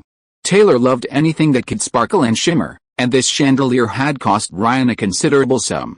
In the kitchen, 2 maids had already prepared all the ingredients, aged beef, leavened dough, and washed and chopped fruit. Ryan only needed to prepare them. He only cooked when Taylor was home, usually leaving the maids to do it. About 40 minutes later, Taylor, with her bird's nest-like hair and bare feet, arrived on the first floor, wearing her oversized plastic glasses. This time, the color was olive green. She likes to eat breakfast before washing up. If she doesn't go out all day, she won't even bother to groom herself. She says that makeup is part of her job, and if she doesn't work, she doesn't need to. Halfway through breakfast this morning, the security guard patrolling the door called. A lady named Daddario wants to visit you. Are you serious? Ryan felt a headache coming on. This all started the day before yesterday. Daddario came to Florida alone, and that night she insisted on not going to the hotel, demanding that Ryan take her home. That night, she wore Taylor's nightgown, lay in Taylor's spot, and even used Taylor's position, saying it would give her a sense of being the mistress of the house. Yesterday at noon, Ryan hired a temporary housekeeper to clean up all traces of Daddario, then sent her away so she could fly back to Los Angeles. In the afternoon, Ryan went to the airport to pick Taylor up and take her home. Ryan thought Daddario had arrived in Los Angeles yesterday, but it turns out she hadn't left at all. Who is it? Taylor noticed the change in Ryan's expression and asked suspiciously. The actress from Bankruptcy Girls said she wanted to visit us, but forget it, we're going out today. We'll host her next time. Ryan wasn't going to let Daddario in. No way. Didn't we say we were going to stay home and rest today? She's come all this way, you don't want her to see us, Taylor immediately retorted. That's not good, it'll disturb us, Ryan muttered. It's not a disturbance at all. This house costs so much money, and we've renovated so much of it, how can we not let people see it? Taylor now wanted to bring anyone she could get her hands on home, as if she wanted everyone to know she lived in a huge mansion. Boss, she rushed in herself, the security guard said on the other end of the phone. I paid you guys to come, and you can't even stop a woman? You need to train them more. And can't you women give me a break? Ryan thought to himself, when there was a knock at the door. Go open the door quickly, Taylor said to the maid. Then she stood up and pulled down her sleeves, which were pulled down to her elbows. Previously, her parents and friends had all visited, and since they were all close, there wasn't much formality. This was the first time Taylor had formally received guests as the hostess. Daddario entered the room, carrying a wrapped gift box, seemingly a present for Ryan and Taylor. Hello, she said, standing in the doorway, first looking around at the room's furnishings, then feigning a natural, slightly surprised expression, as if it were her first time here. Truly an actress, Ryan thought to himself. Welcome, welcome, Taylor quickly went over. Daddario, what brings you here? Long time no see, how have you been? Taylor smiled. Of course, she recognized Daddario. One of the worst decisions she'd ever made was having him keep an eye on Ryan on the music video set. From Taylor's perspective, the two seemed a little ambiguous, and Ryan, to avoid worrying her, had deliberately transferred Daddario to film a TV series. Well, I'm here in Florida on my honeymoon with my fiancé.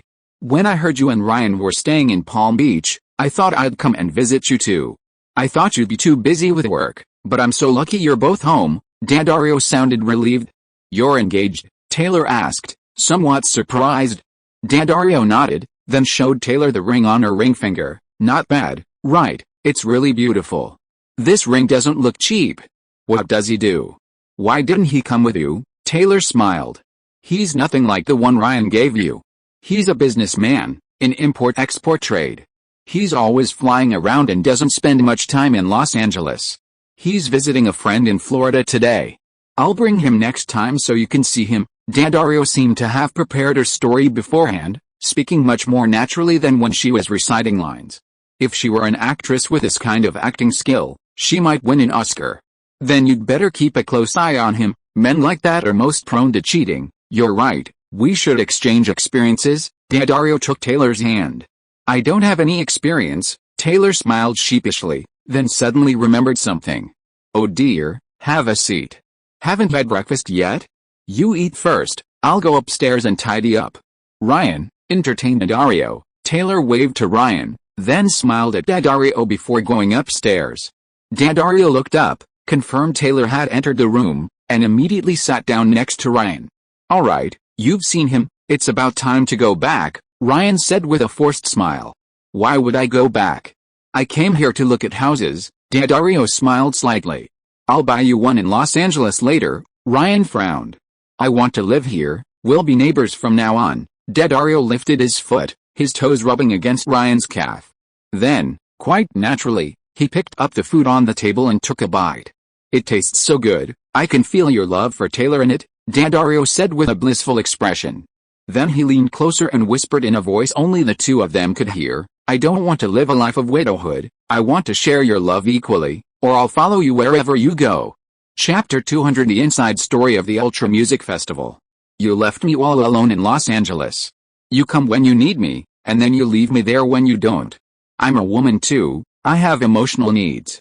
When Taylor isn't home, I'll keep you company. When she's home, I'm just your neighbor.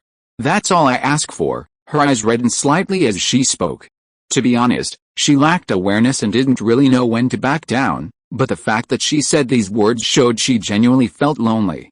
Ryan had passed through Los Angeles before and hadn't seen her, which only intensified her loneliness, leading her to come to her door this time. Right now, she was just a minor actress, but after Bankruptcy Girls aired, things might change. She'd likely become a minor celebrity. Ryan rubbed his forehead, paused for a moment, and slowly said, I can let you live nearby. Then he tapped the table twice, but don't come here, then I'll only visit when Taylor is home. Are you satisfied now? Daddario shrugged. No, never mind that. Anyway, don't come here. Ryan said. What if the neighbors saw her? What if she left a trace? This was playing with fire. I can't exactly build a tunnel connecting her house and mine, can I? Just then, he heard Taylor's hurried footsteps coming down the stairs. Daddario immediately wiped his eyes. When Taylor came downstairs, she had changed into a jumpsuit with a cardigan over it, her makeup was fresh, and her hair was tied in a ponytail that fell over her shoulders. She looked every bit the part of a housewife. Ryan's eyes lit up. It was the first time he'd seen Taylor dressed like this, and she really did have a mature, womanly charm. Why are your eyes red? Taylor, sitting back down, immediately noticed Daddario's change. It's about the film crew. That Ember, seeing how gentle Daddario is, always steals her thunder, making Daddario suffer quite a bit. That's why she came to me to complain. Ryan spread his hands. Don't even mention it, that Ember is so annoying. Daddario launched into a long tirade, recounting all of Amber's antics, which weren't fabricated. Taylor listened, stunned. That woman is really hard to deal with. Let's not talk about her, she's bad luck. The real reason I came here is to find a house nearby. I heard it's one of the best places to live in the US, Daddario continued. Taylor immediately nodded. You're absolutely right. The climate is great, the environment is beautiful, it faces the ocean, and the only downside is the expensive houses. Daddario gave Ryan a meaningful look. Don't worry about that, my fiancé has the money. That's true, the man you've chosen must be very outstanding. He's just average, nothing compared to your Ryan. You flatter me. Ryan's just lucky. Taylor felt as if she were being praised herself when others praised Ryan. Since you two aren't short of money, the real estate agent who introduced us to houses last time seems quite suitable for you and your fiancé. I'll have Ryan give you his number, and he can accompany you to look at houses in the next couple of days. Taylor suddenly remembered something. Really? That's great.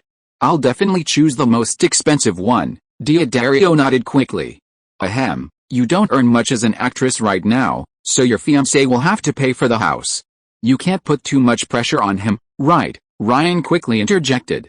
If she didn't speak up now, she really wouldn't be able to stop. He's got money. You don't need to worry about him. Daddario raised an eyebrow at Ryan. After breakfast, Ryan talked to Taylor about promoting her new song at the Ultra Music Festival. The main thing was to arrange a time with Taylor. Are you sure you can set up a stage at Ultra? If you are, I'll have Robert Allen, the tour manager, change the tour dates in advance. I'll set aside 2 days specifically for it. Taylor reclined on the soft sofa, knees bent, and as she spoke, she picked up some grapes from the sofa and popped them into her mouth. She had been acting like a lady of the house just now, but now she had turned into a carefree little girl. That's how she's at home. It can only be said that she hasn't fully adapted to the role of a housewife yet. Daddario, sitting more properly, occasionally picked up Taylor's grapes, eating them while listening to their conversation. Even without a designated stage, you still have to come. Ultra won't refuse you. Tell Alan Robert later. Taylor nodded, spitting out the grape skins. You and Ryan are going to perform at a music festival? Daddario asked. Taylor looked up at Daddario. Yeah, how long are you staying in Florida? Ask your fiancé to come along, he's probably going on a business trip. As for me, the pilot episode hasn't aired yet, so I have plenty of time. I really want to go to a music festival. I've never been before. Daddario chewed on a grape, her eyes turning to Ryan again. Then I have only one piece of advice, never drink anything offered by strangers, Taylor warned. With GHB in it? Daddario asked. What is GHB? It's something that makes you fall asleep instantly after drinking it, and you don't remember anything when you wake up. Yeah, the one I drank before might have had that stuff in it. Taylor nodded immediately. The two then started talking about what happened, chatting away. Taylor wasn't really wary. She could talk for a long time if someone struck up a conversation with her. Ryan watched for a while, and seeing that Daddario's words didn't seem suspicious, he got up and went upstairs to his study. He first called Marvin to get the festival organizer's number, and then dialed directly. Ryan. My dear Ryan, you're the most important guest at Ultra this year. Is there anything I can help you with? If you need anything, just tell me, and I'll try my best to accommodate you. The person on the other end of the line recognized Ryan's voice immediately and said excitedly. What's your name? Russell Fabsh. You can call me Russell. Ryan got straight to the point. If possible, I'd like to set up a separate stage at this year's Ultra. Why did you bring this up, Ryan? This will bring a lot of extra expenses to the festival. It's not that I think you lack appeal, it's just that Ultra only sells tickets for the main audience. It looks like there are a lot of people attending, but the ticket revenue isn't actually that much, Russell stammered. I have a few artists under my wing who can be put on a separate stage. They can only take a symbolic amount of income. Ryan planned to give Kevin Harris, Ellie Goulding, and the two female singers he had previously introduced to Taylor some exposure. With exposure, these people could contribute more revenue. In other words, Ryan was using his own earning opportunities as a bargaining chip. Russell quickly understood the underlying meaning. Of course, you can bring a few new artists if you want. But there's no need to add an extra stage. He felt that Ryan's request was a bit unreasonable. How about adding Taylor Swift? Well, I'll be performing my latest single for the first time at the festival, which wasn't included in the previous contract. I'll be performing the same Grammy-worthy routine with Taylor. Taylor will also be performing a new song, a completely new song, never before revealed. Okay, that sounds good, but you know the cost. If you could cover some of the costs, that would be even better, Russell chuckled on the other end of the phone. No problem, Ryan readily agreed. You're so generous, I can cover some of the costs, but in return, I'll have to share in a portion of the ticket revenue from the separate stage. All tickets sold are general admission. That's not a problem. Ryan was now flush with cash and was happy to participate in any money-making opportunity. Besides, music festivals were different from other projects. It was practically his career, allowing him to fully utilize his DJ skills, just like nightclubs. Impressive? No wonder you're a star who can collaborate with Dior. Since you're interested in participating, I'm naturally very happy to welcome you. There's no problem with the music festival itself, but there's one issue: we need the Miami city government's approval. You know, large music festivals like this can create a lot of instability, and performance venues need to be registered in advance. And there's another issue. Because it involves revenue sharing, I have to inform my partner. I'll handle the communication, you won't need to be involved at all, Russell continued. You have a partner? Ryan asked. He hadn't known this before. He had always thought Ultra was solely Russell Fabish's. Yes, it's a problem from the early days. Let me put it this way, I have some disagreements with him regarding revenue sharing.